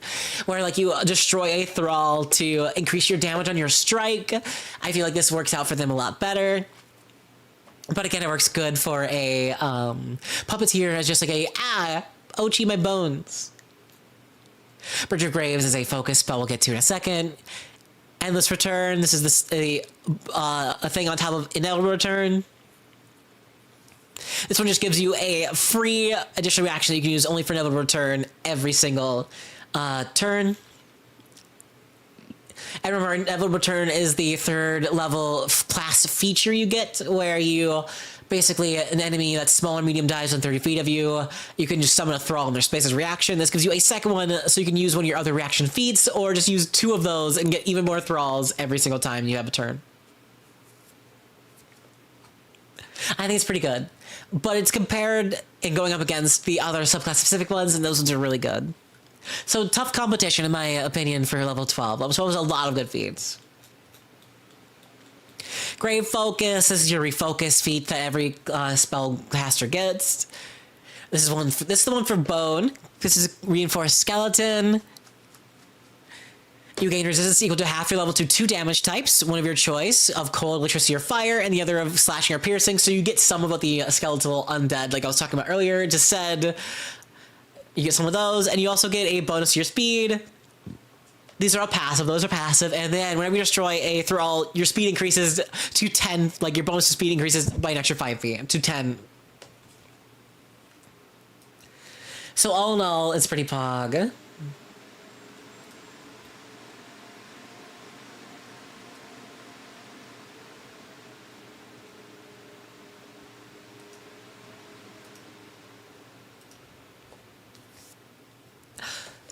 Oh, sorry, I got added and I had to read what was happening. But yeah, no, Reinforced Skeleton is pretty neat. Again, more survivability, extra speed's always nice. Another thing, a lot of these I feel like are really good for Reaper, but like are okay for Puppeteer.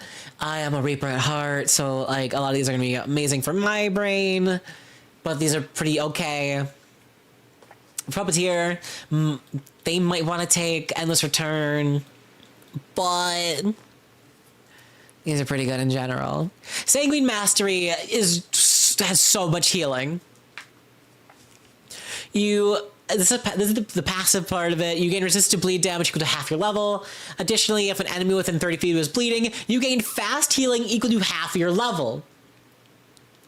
And you should be like, but Phoebe, I don't know how much I'm going to make things bleed, even though my entire subclass is about bleeding things. Whenever you destroy a creature adjacent to a thrall, a creature adjacent to said thrall gets 1 resistant bleed damage. If they're taking bleed damage, you increase that number by 1. It can only happen once per round, that increased blood. So, like, literally, you will never not have fast healing. Again, great for Reaper, good in general for Puppeteer. You will never not have fast healing equal to half your level. This doesn't happen when you are dying on the ground. You lose your fast healing, but half your level, like healing every single turn passively, on top of the healing you get for destroying thralls, on top of like other shit you get from your bleeding stuff we talked about earlier, you can get a lot of healing back. Also, thank you, the Heretic, for the follow. Ugh, my nose. Yeah, no, really, really good. Thinking about playing Dr. Necromancer who does bloodletting. Ooh. That's very fitting. Thick Skin. This is the flesh one. You increase your max HP by your level. So this is another toughness. This stacks with toughness. Same as Mountain Stoutness from Dwarf.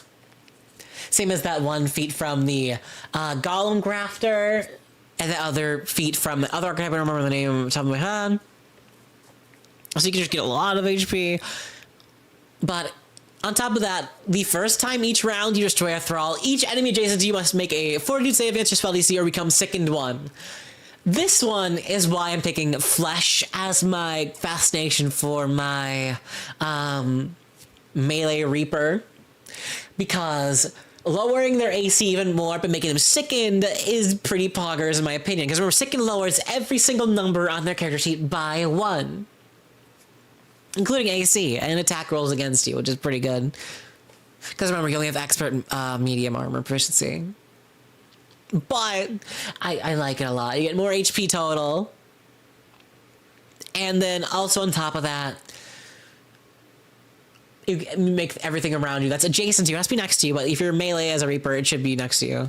I feel like this one is like 0% good for Puppeteer, 100% good for Reaper.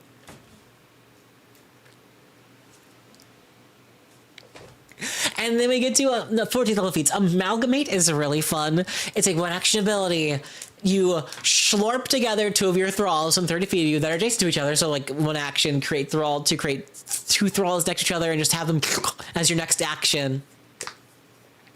and you fuse them together into a giant, like a large-sized amalgamation with a reach of 10 feet, a speed of 25 feet. So they get faster because remember they have a base 15-foot speed, and it gets a damage bonus to its rolls equal to its strikes equal to your level. So like, the scales with you. So like, let's say 40 level feet equals to your level, like get an extra 14 damage on top of their strikes that are already there. So it's a really good thing for Puppeteer, in my opinion. Just keep them walking around and smashing into each other, and just make them smash into enemies. You can have a very cool sustain take with Necro. Yeah, you can. Is it the final take on the places we got a year ago? Yes.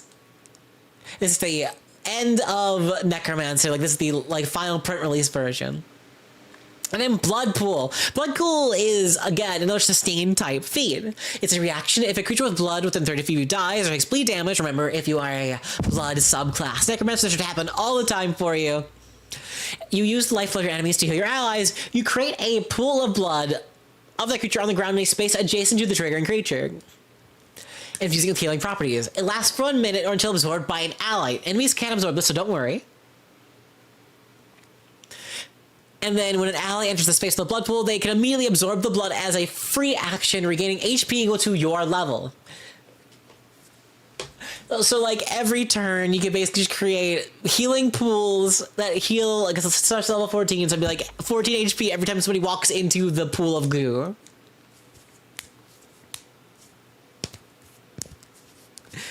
It's another fun time healing thing. It's just really neat. It doesn't work for you, though. Only an ally, because remember, in Pathfinder 2e, you're not your own ally. Unlike D&D 5e, where you are your ally, in PF2e, I believe you're not your own ally. So it's just a way for your friends to get healed off of.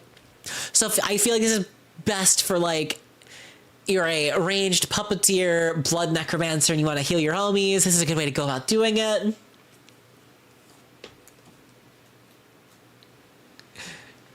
Instinctual Creation is a really good... This is a really good feat. As a free action, you roll initiative, you immediately create 2 thralls in spaces adjacent to you. It's good, because it's like immediately... It's like as if you casted...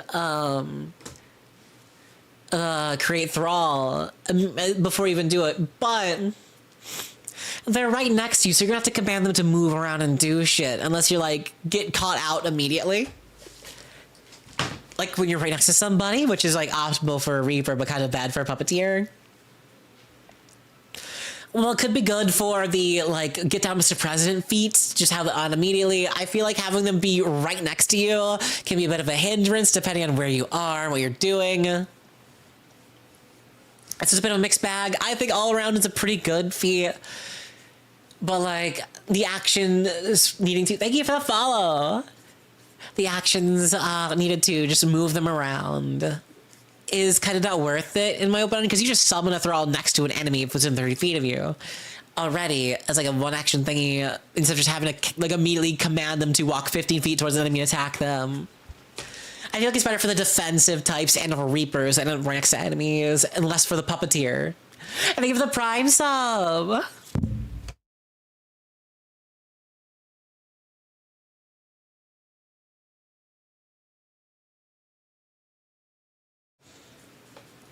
Now we got the Ocular Flesh. This is weird. Okay, so one action ability, you create a weird eyeball to, like, look through the eyeball. Like, you put it onto shit. And it's like works like a marble, so you can just kind of chuck it into, like, an enemy's backpack, or, like, attach it to someone else's forehead, just, like, tape it there, or, like, roll it around. Roll it underneath doors or whatever. You can create up to 3 of them, and then spend an action to look through them. They're weird. They be short of any direct action. I feel like this is very campaign specific, or if you really need to go and infiltrate and, like, use them as reconnaissance, you just create a bunch of weird fucking eyeballs to throw around. I don't think I'd ever take this feat, but it is really funny. And so I just, oh shit, I knocked over a pill bottle, oopsie. But, like, it just grows.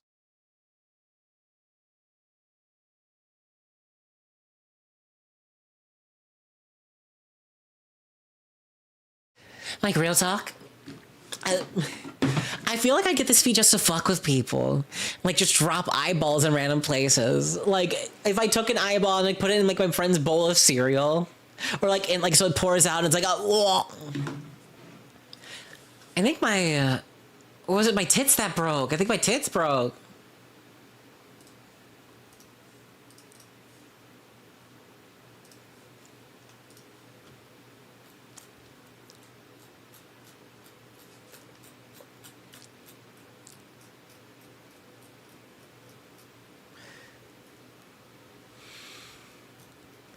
Oh, well, I'll figure it out later.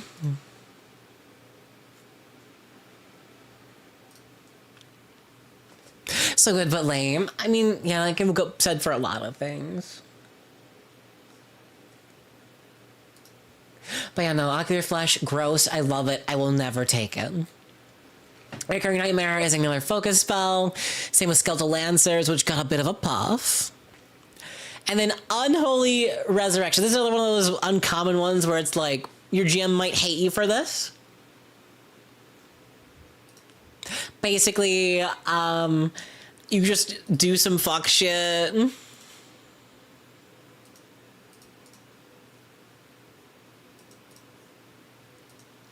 And like, you get the ritual to bring back your homie. However, they get brought back as undead. Like, you get raised dead, but they are automatically undead. Your friends know that you're gonna bring them back as undead. They can see it, they're gonna do it. But they can't become not undead unless you wish them to not be undead. Which is a whole other thing. And you get an additional spell slot each day to use that spell. It's just, imagine. You're like, really, this is my only option? Ugh, you couldn't just pay a cleric? Now I gotta be a gross undead the whole time?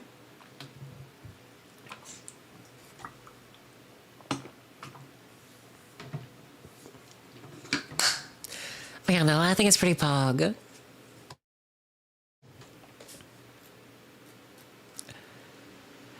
And now we're moving on to one of my all-time favorite feats ever.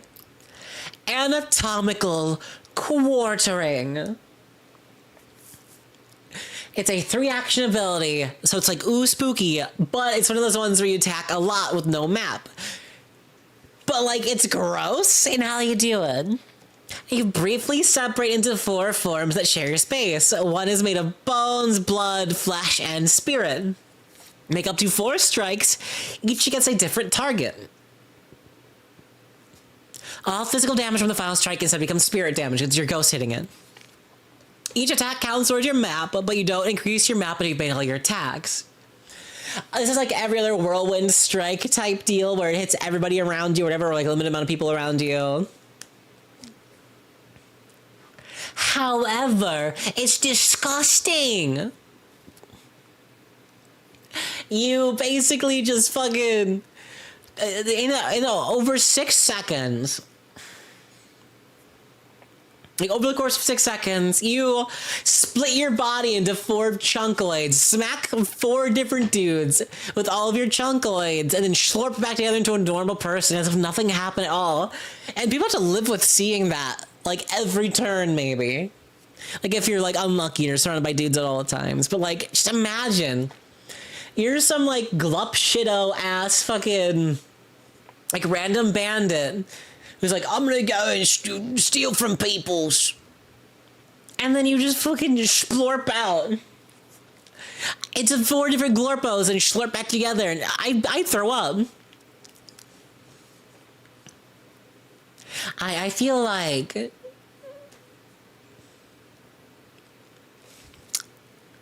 I know it's like having a rider. I feel like it should have a rider effect, like making people sickened and or intimidated by seeing that.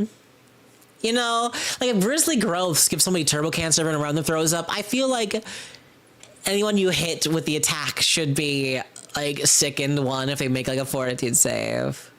You know, because like I feel like it's very fitting for having a gross and conglomerate again. It's gross, okay?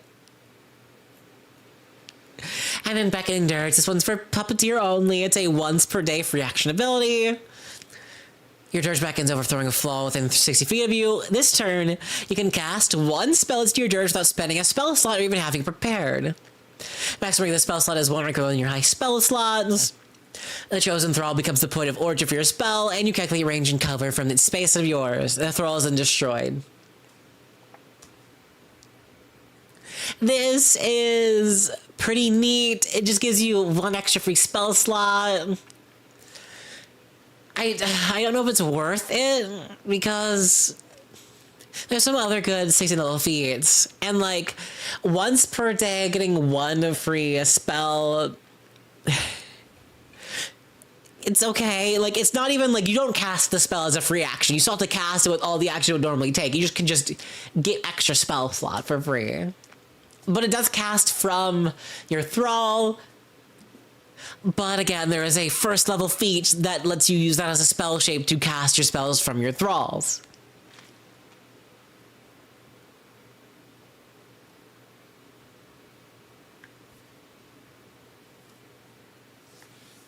It's just one of those things where it's like, it's okay, but like, I don't see a reason to take it.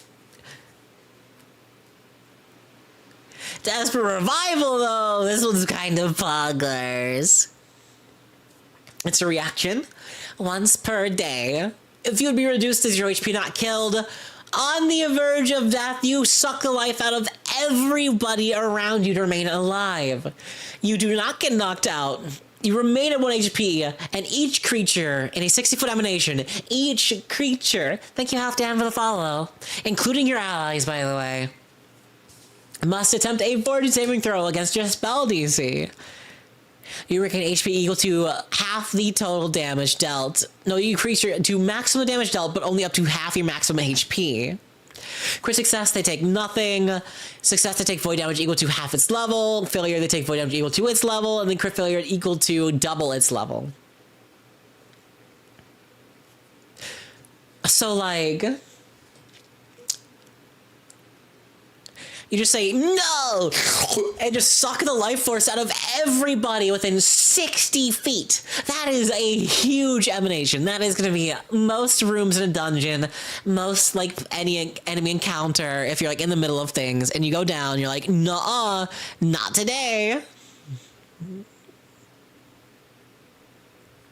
And just fucking rip the life out of everyone. And remember, it does affect your friends, but I think they'd think it was worth it. You know, goop 'em.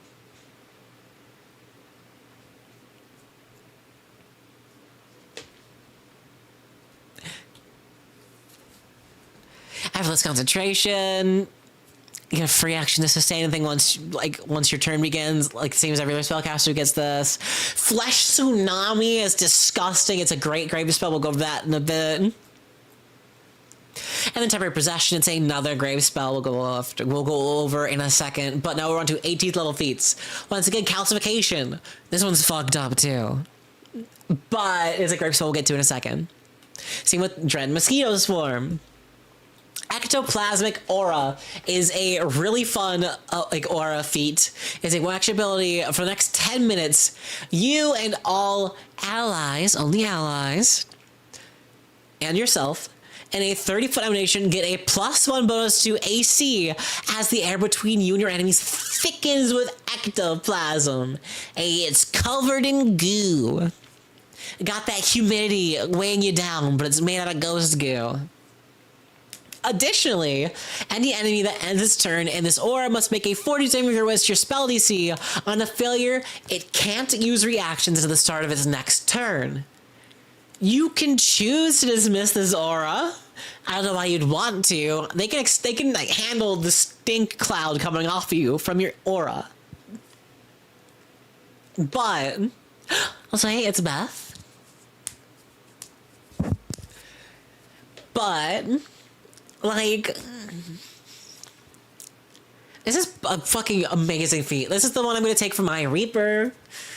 Not only can it make it so they can't hit you with reactive strikes when you cast like create thrall next to them if you have to be in melee range with them with like a non-reach weapon when you try to create dudes to flank with you. It's just really, it also gives you more AC, so you don't need a shield because it's circumstance bonuses attack with shields or cover, but it's just good in general for you and all your friends. It's a good supportive feat and also just good for if you're trying to punch people in the head. Power hungry, this is if you have reclaimed power. Whenever you destroy 3 thralls with reclaimed power, you completely refill your focus pool. This one is nuts for puppeteers. This one just lets you be like, cool, because remember, puppeteer can create 3 thralls as a single action, at the minimum. So you can do that immediately and suck them all up, and then immediately refill your focus pool, and then just make more men and explode them.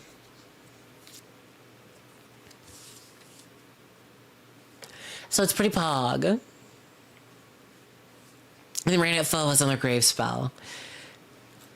And now we're on to the level 20 feats. Like I said before, Final Union is a feat that's built off the top of Bind Heroic Spirit. Basically, you are always under the effects of a 10th rank Bind Heroic Spirit at all times. You can choose whether to be like the same person with a ghost in their head, or like maybe combine your personalities, etc., etc.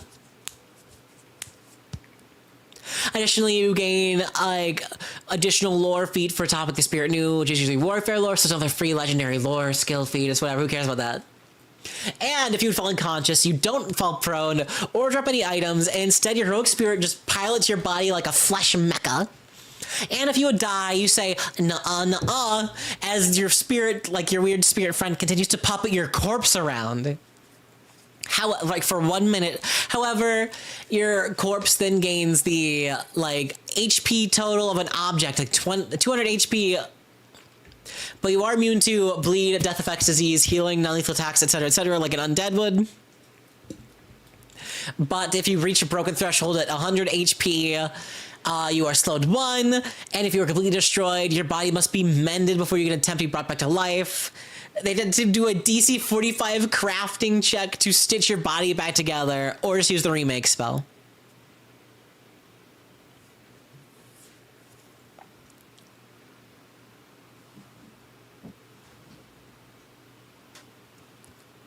Is it weird that I want to make a party that is a rogue, a Norgorber cleric, a necromancer, a redeemer champion, and call it visiting your parole officer goes horribly wrong? I mean, that sounds like an Always Sunny in Philadelphia fucking title.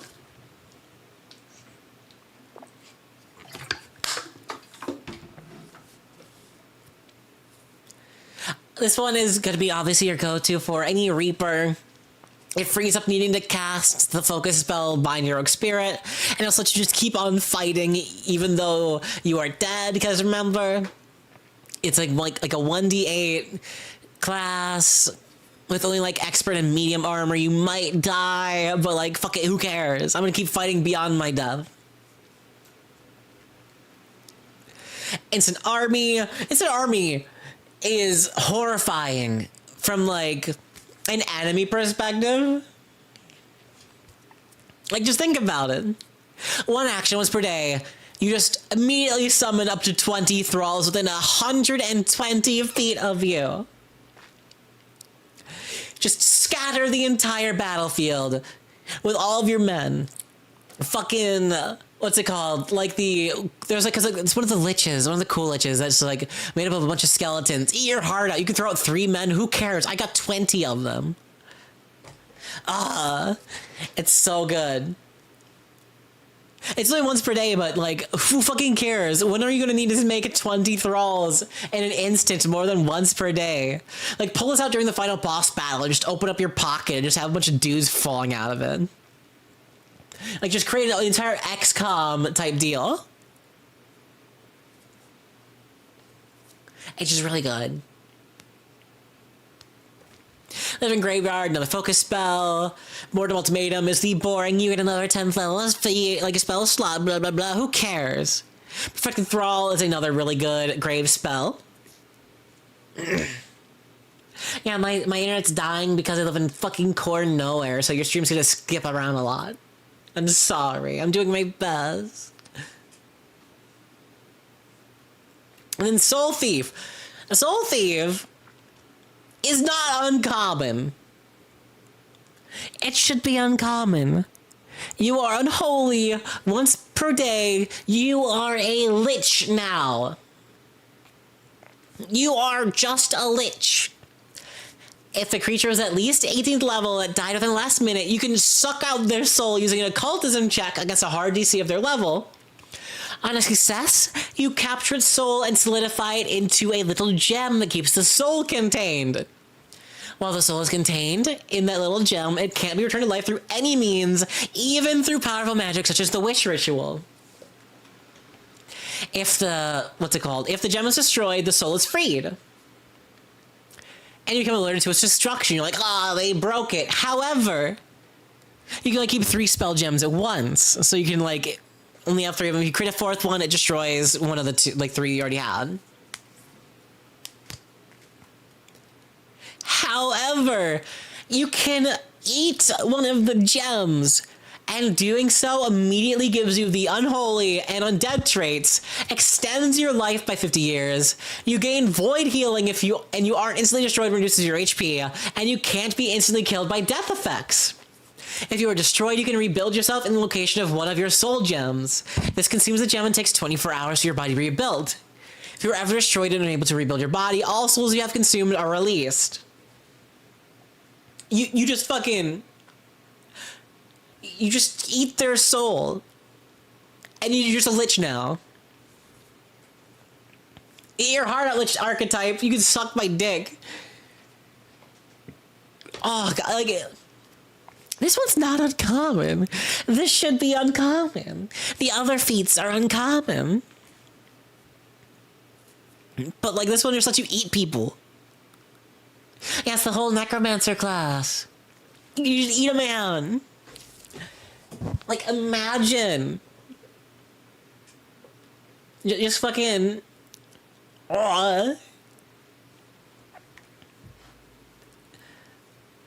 It's just that's fucked up. Imagine watching your friend get eaten, and now their soul is gone. They don't, the soul's disappeared forever.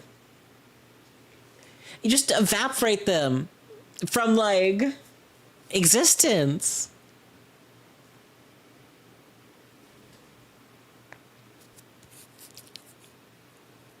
And then you just get 50 extra years, you become undead immediately, you're unholy. It's a good, I really like how they keep putting, level 20 immortality-esque feats, but, goddamn, that's fucked up. You just kind of create, a lich. You're just I'm a lich now. And I'm better than the lich archetype. Fuck you. Obviously, I'm gonna go Binary Rogue Spirit's Final Union thingy, but, not gonna lie, Soul Thief is tempting. It's even called Soul Thief. It knows that it's a bad thing. It's probably gonna be errated to uncommon, but... You're already unholy, it doesn't matter. Sure, you can only kill a man permanently once per day, but oh no.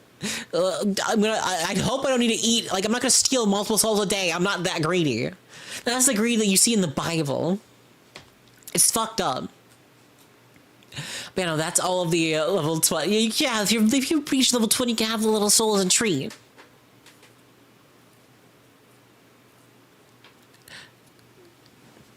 Man, why'd you eat that man? Oh no, hungry. But now we're going to move on to all of the grave focus spells that we didn't talk about already. We already talked about Binary Rogue Spirit. We already talked about Blood Infusion. Bloody Tendrils. This is one of these 6th level feats. It's a 1 action ability with a range of 30 feet. You conjure forth a stationary tentacle formed from pure, partially hardened blood. You got that coagulation going. And you create up to 3 medium thralls shaped like bloody tendrils in range, which remember 30 feet of you.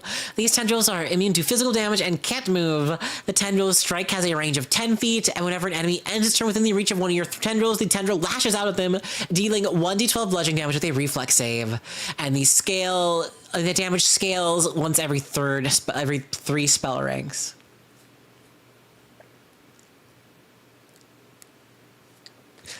This one's really fun. It's just passive whapping. You can obviously command them to attack your enemies for you with your normal, like, thrall charge, like, 2-action focus cantrip you have, but just leaving these out so enemies have to, like, just walk around and get smacked up.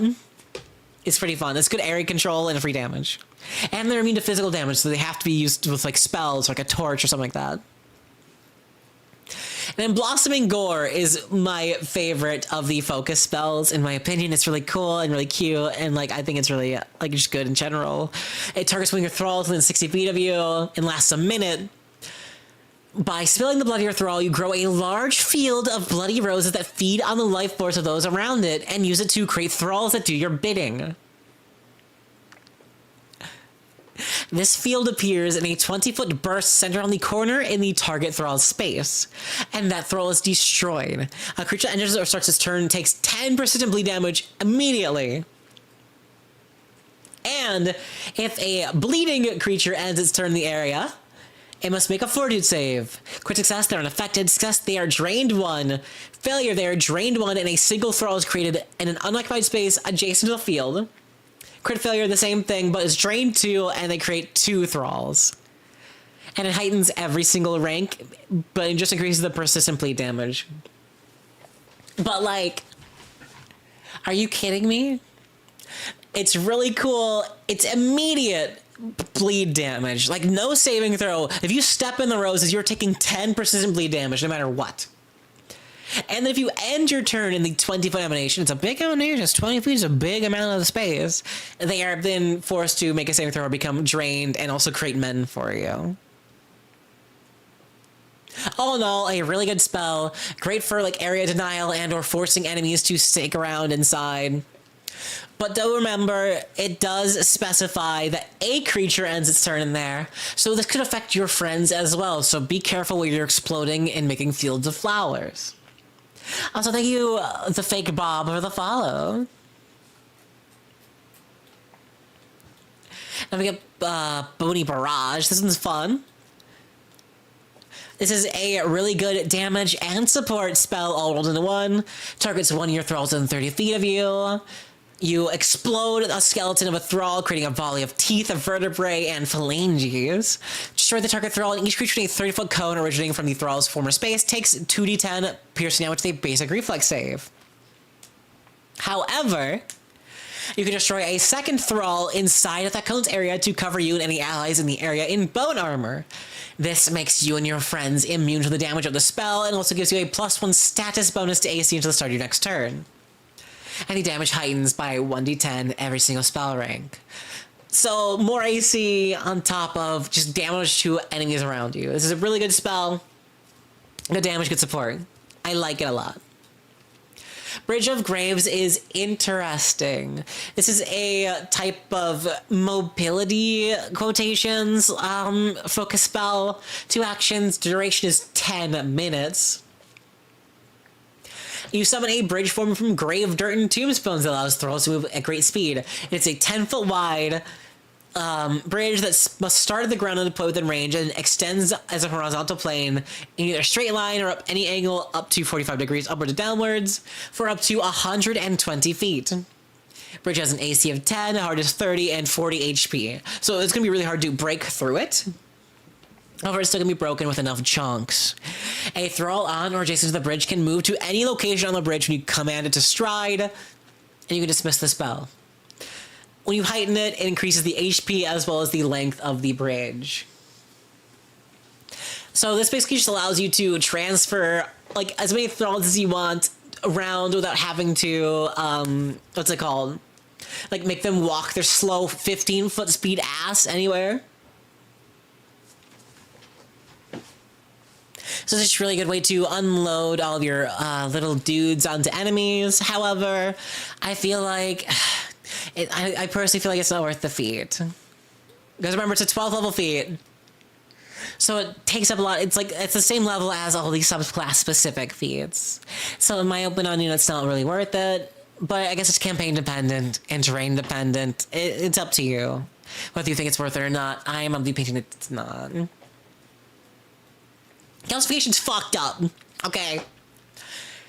2 action, ninth rank focus spell.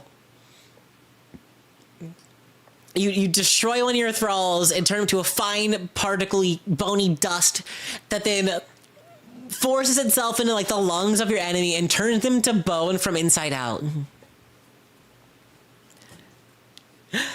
They must make a fortitude saving throw, and then they become slowed more and more.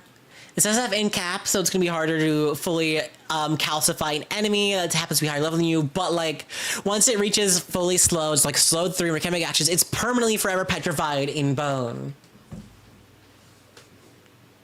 It's just fucked up.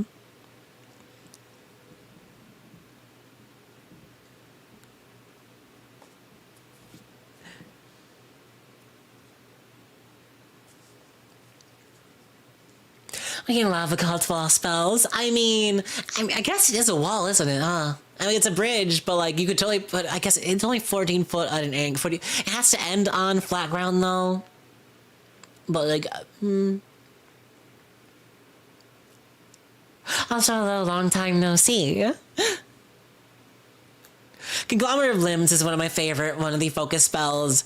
It is a single action one, range 30 feet, lasts a full minute. You just create a big fuck off ball of flesh. It is a huge thrall with 40 HP, speed of 25 feet. And whenever you make it use like a thrall charge, you create it, and whenever you use thrall charge on it, you make 2 melee and armed strikes instead of 1 against each creature within 10 feet of it, like 2 creatures within 10 feet of it. Map doesn't increase until after it makes both strikes, and if a creature is hit by one of these strikes, it must make a fortitude saving throw or become grabbed by the thrall for 1 round, or restrained on a crit failure.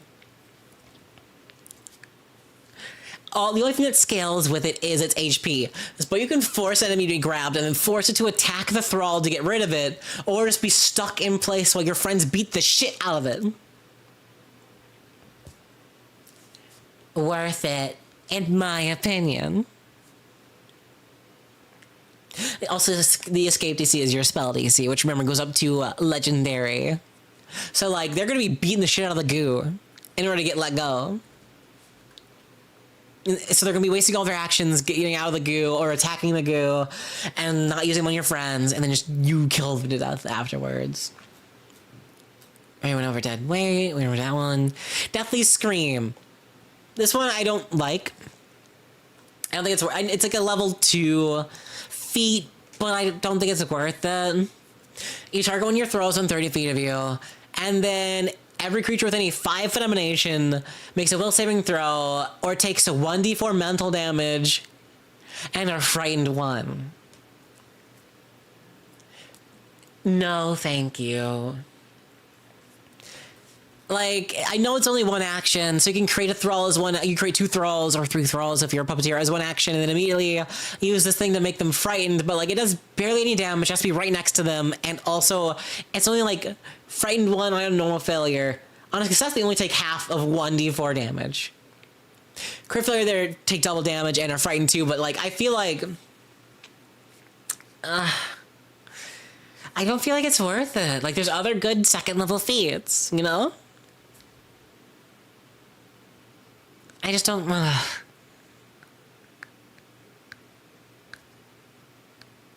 You know? Dread Mosquito Swarm is gross. It's a 3 action spell, so it'll take your entire turn. But it's a 60-foot burst within 120 feet of you.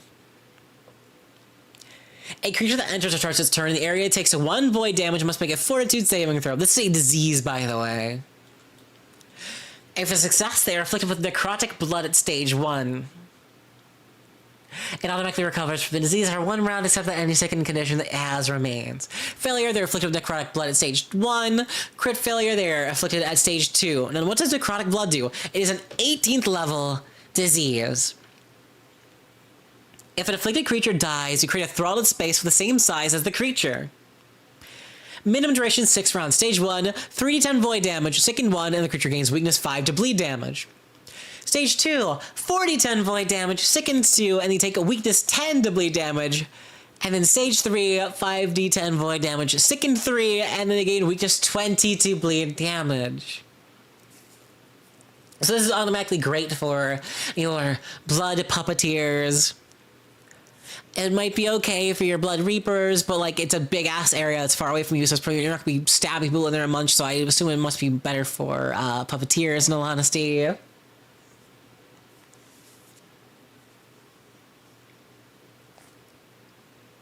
But like this is it's fucked up. Remember, 60-foot emanation, or burst, I should say, within 120 feet of you. Everyone in there is just, you give them a disease that makes them, like, die of death, create thralls in their spaces, and then also be weak to blood, of which you create a lot of. Like, imagine using this one in tandem with the, like, blood blossoming one. And just make them just take a bajillion bleed damage. They're all dying from the void and bleed, and they're creating so many thralls. Disgusting combo. And that's right, no incapacitation.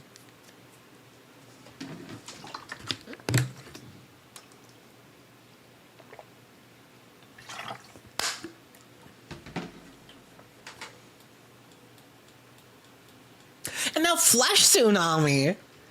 Ew. Target when your thralls in 30 feet of you. And then you melt one of your thralls into a massive wave of sticky flesh.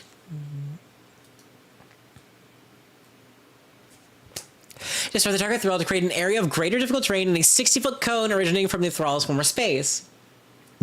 You can destroy a second thrall in the cone to make its limbs grasp your foes. If you do each enemy, not your friends, in the area must succeed at a fortitude saving throw or be immobilized for 1 round until it escapes. The escape DC is your spell DC.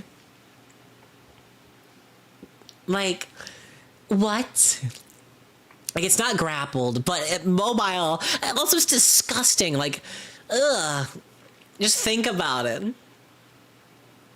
Glorp them. I just like it for the fact that you just melt a man into 60-foot cone of flesh. Like, it's just erupting flesh outwardly. And it's like imagine witnessing that. I've said that a lot with a lot of these feats and spells, but like imagine viewing this as like a bandit or some random jobber. Just seeing some fuck shit like this happen and go down. You know? Ugh.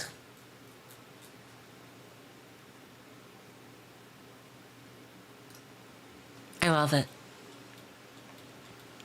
All right, look at Life Tap, Living Graveyard. This one has a picture for it, and it's really cool. We'll look at the picture to, like, I think Fridays when we're going over this. No, Saturdays when we're going over all the spells. We'll look at the picture then, because it's in the spell section. I think it's in the spell section. It might be the one up here. Actually, give me a second. I'll look at it later.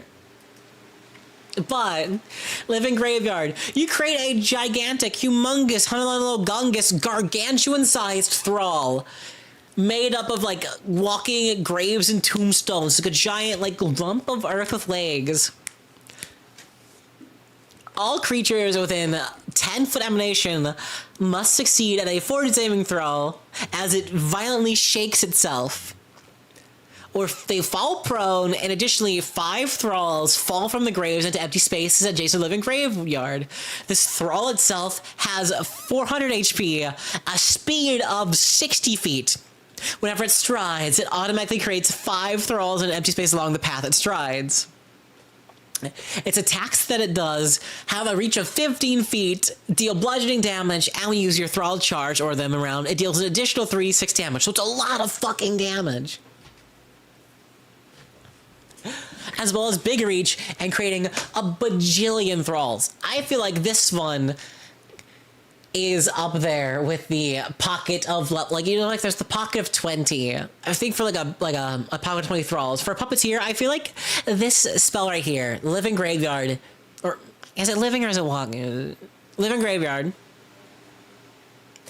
is more worth it than just having, it's like a 1 action to create instantly 20 versus a 1 action thingy to create 5 of them and a big man that constantly shits out more of them. Because remember, 400 HP. they're gonna have to beat, they're gonna whittle this thing down. They're gonna focus on it while your friends kill it, or they're gonna have to like deal with the fact that it's stomping around, punching dudes in the head, and then doing like creating a bajillion thralls. I feel like it's worth, in my opinion.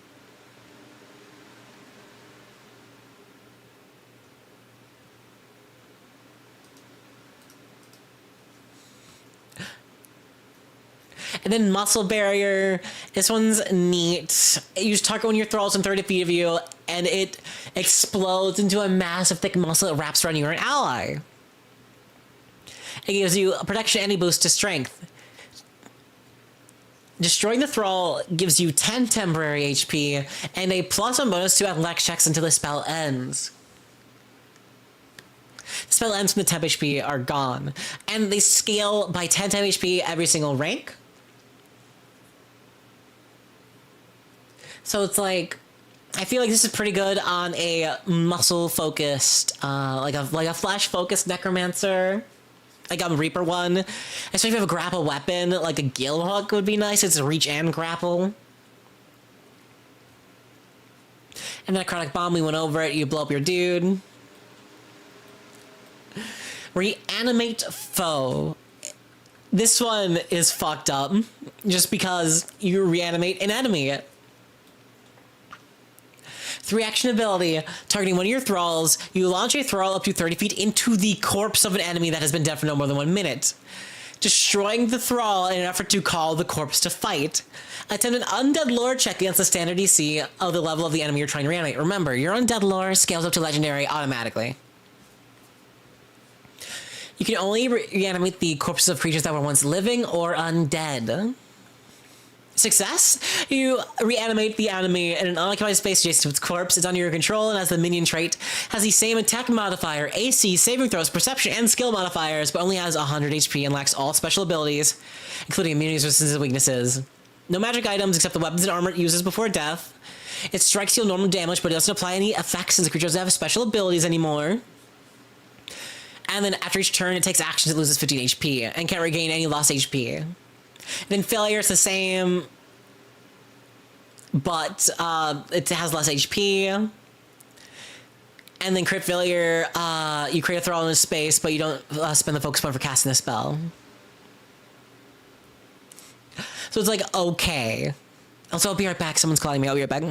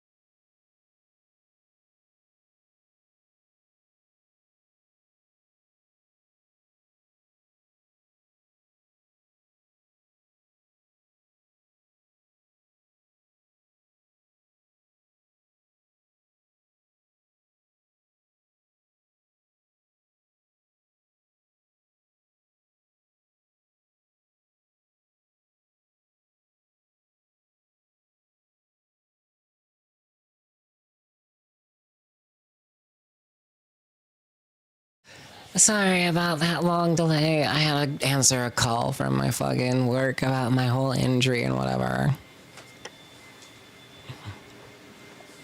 When I return, yeah, this is a fucked up spell. I don't think it's all that great comparatively to any of like your normal throw spells you can create, but the aura of reanimating one of your enemies next to their friends is too much for me to ignore. I got Recurring Nightmare. This one allows you to create a weird, fucked up nightmare ghost creature. Unlike all thralls, this nightmare can share its space with other creatures, and other creatures can move through its space with ease. If this thrall is summoned into or ends its movement in a creature's space, the creature must succeed at a will saving throw, become frightened 1, frightened 2, and a crit failure. It has a fly speed of 60 feet and remains airborne until your turn, even if it doesn't fly that turn. And then, you know, it can fly whenever it makes a stride or whatever. It strikes deal void damage and must target a creature in the thrall space. When you use Thrall Charge to order the thrall to make a strike, that strike deals additional 2d6 damage. And if the thrall has been destroyed, you can sustain the spell to resummon the thrall, and you can only do this once per round. This is pretty much a really nice thrall to have. Creates feared enemies really easily, and also you just decide not to let it die. It's just a good way to keep a thrall on the field if you need it for anything. All in all, good spell.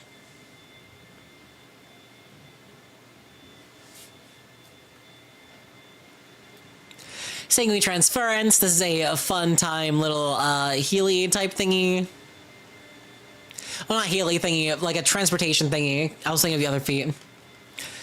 Basically, you diffuse your spirit into blood before escaping your body and transferring your blood and soul into a thrall. You target a thrall to reform your body in its space up to 60 feet away from you, and you leave the thrall where your body once was. Your reformed body is the same as those before the transfer. All spells effects applied to remain active. Tendrils of blood grab all your items as you travel and equip them to your new body as if they were before the transfer. This movement of your blood doesn't trigger any reactions. It's just a way to instantly transmission yourself to the space of another one of your thralls.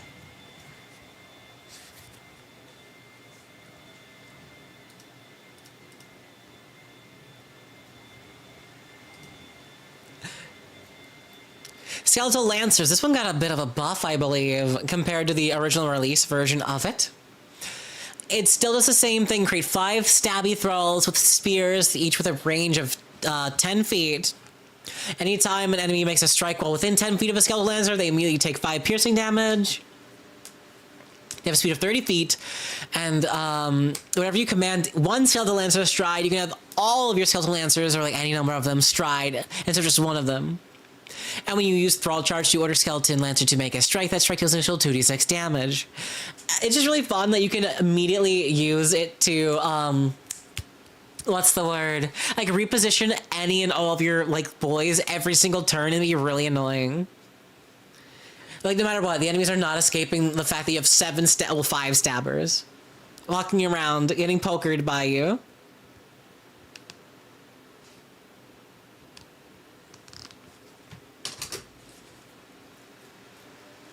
And Song of the Soul. This is the healing one I was thinking of. You shape a thrall into an instrument that plays a silent song that can be heard by one of your souls. Choose one living or undead creature of your choice in 15 feet of the target. That creature regains 1d8 HP immediately and gains fast healing 1 for as long as within 15 feet of the target thrall. This spells the vitality trait if you're healing a living creature, or void if you're healing a undead creature. And the healing and fast healing go up by 1d8 and 1 respectively every single rank. This is a really good, like, instant heal and also some heal over time to give to an ally or yourself. Or I guess an enemy if you're weird like that. But yeah, it lasts for 1 whole minute. And it just kind of follows around to heal them until you or an enemy destroy that thrall.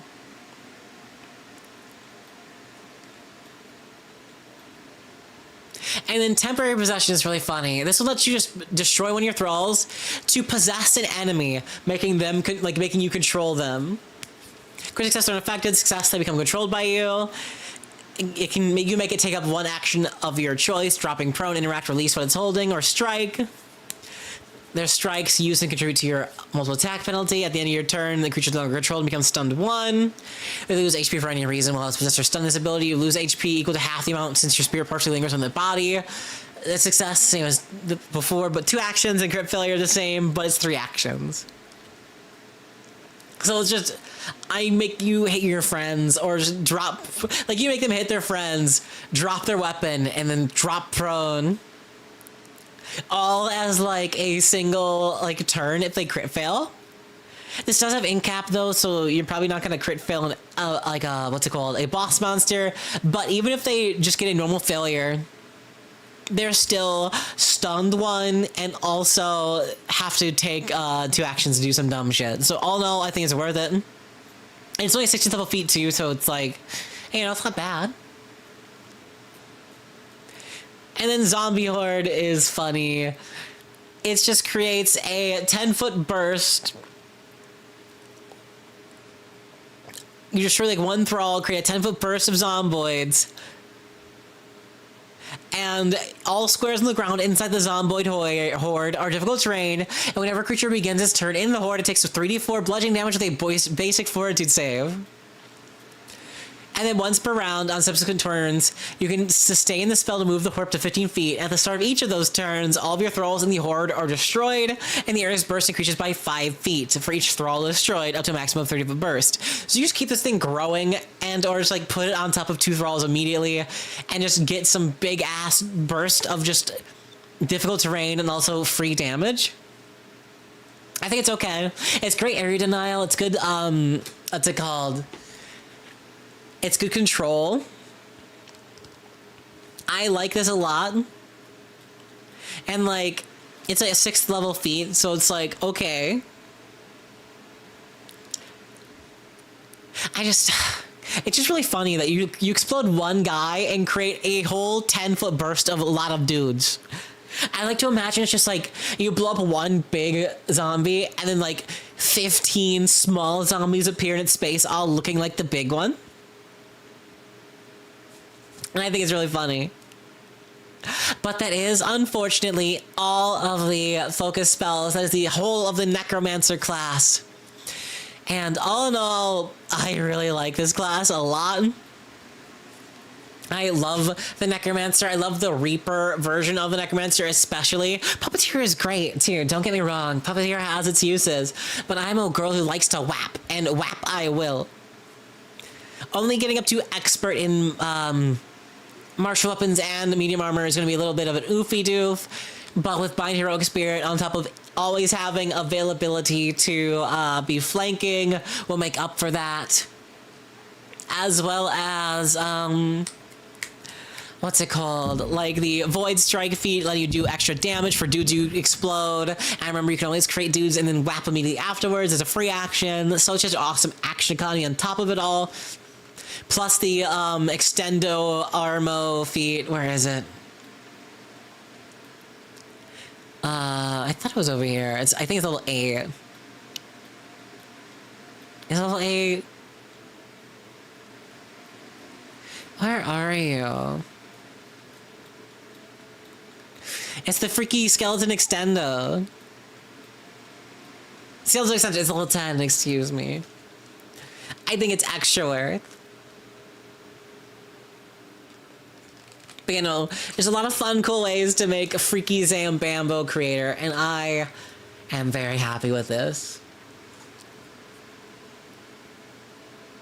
Unfortunately, I don't think that I will go over the Living Nexus tonight, since my internet is being a bitch and a half.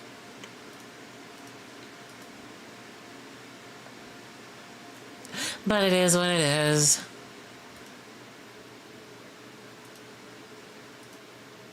I will, however, go over that and all the other archetypes on Friday, I believe. I will have Runesmith on Wednesday alongside the Summoner changes, which were also pretty fucking poggers. I'll give you one hint. One feat lets you get up to 5 actions a turn, so like people can stop being weird about Summoner being weak or whatever, because it's honestly strong in my open onion.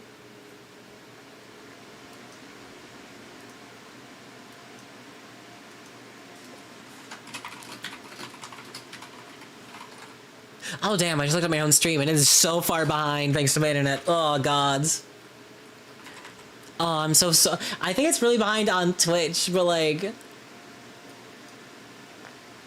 on YouTube it's fine, question mark?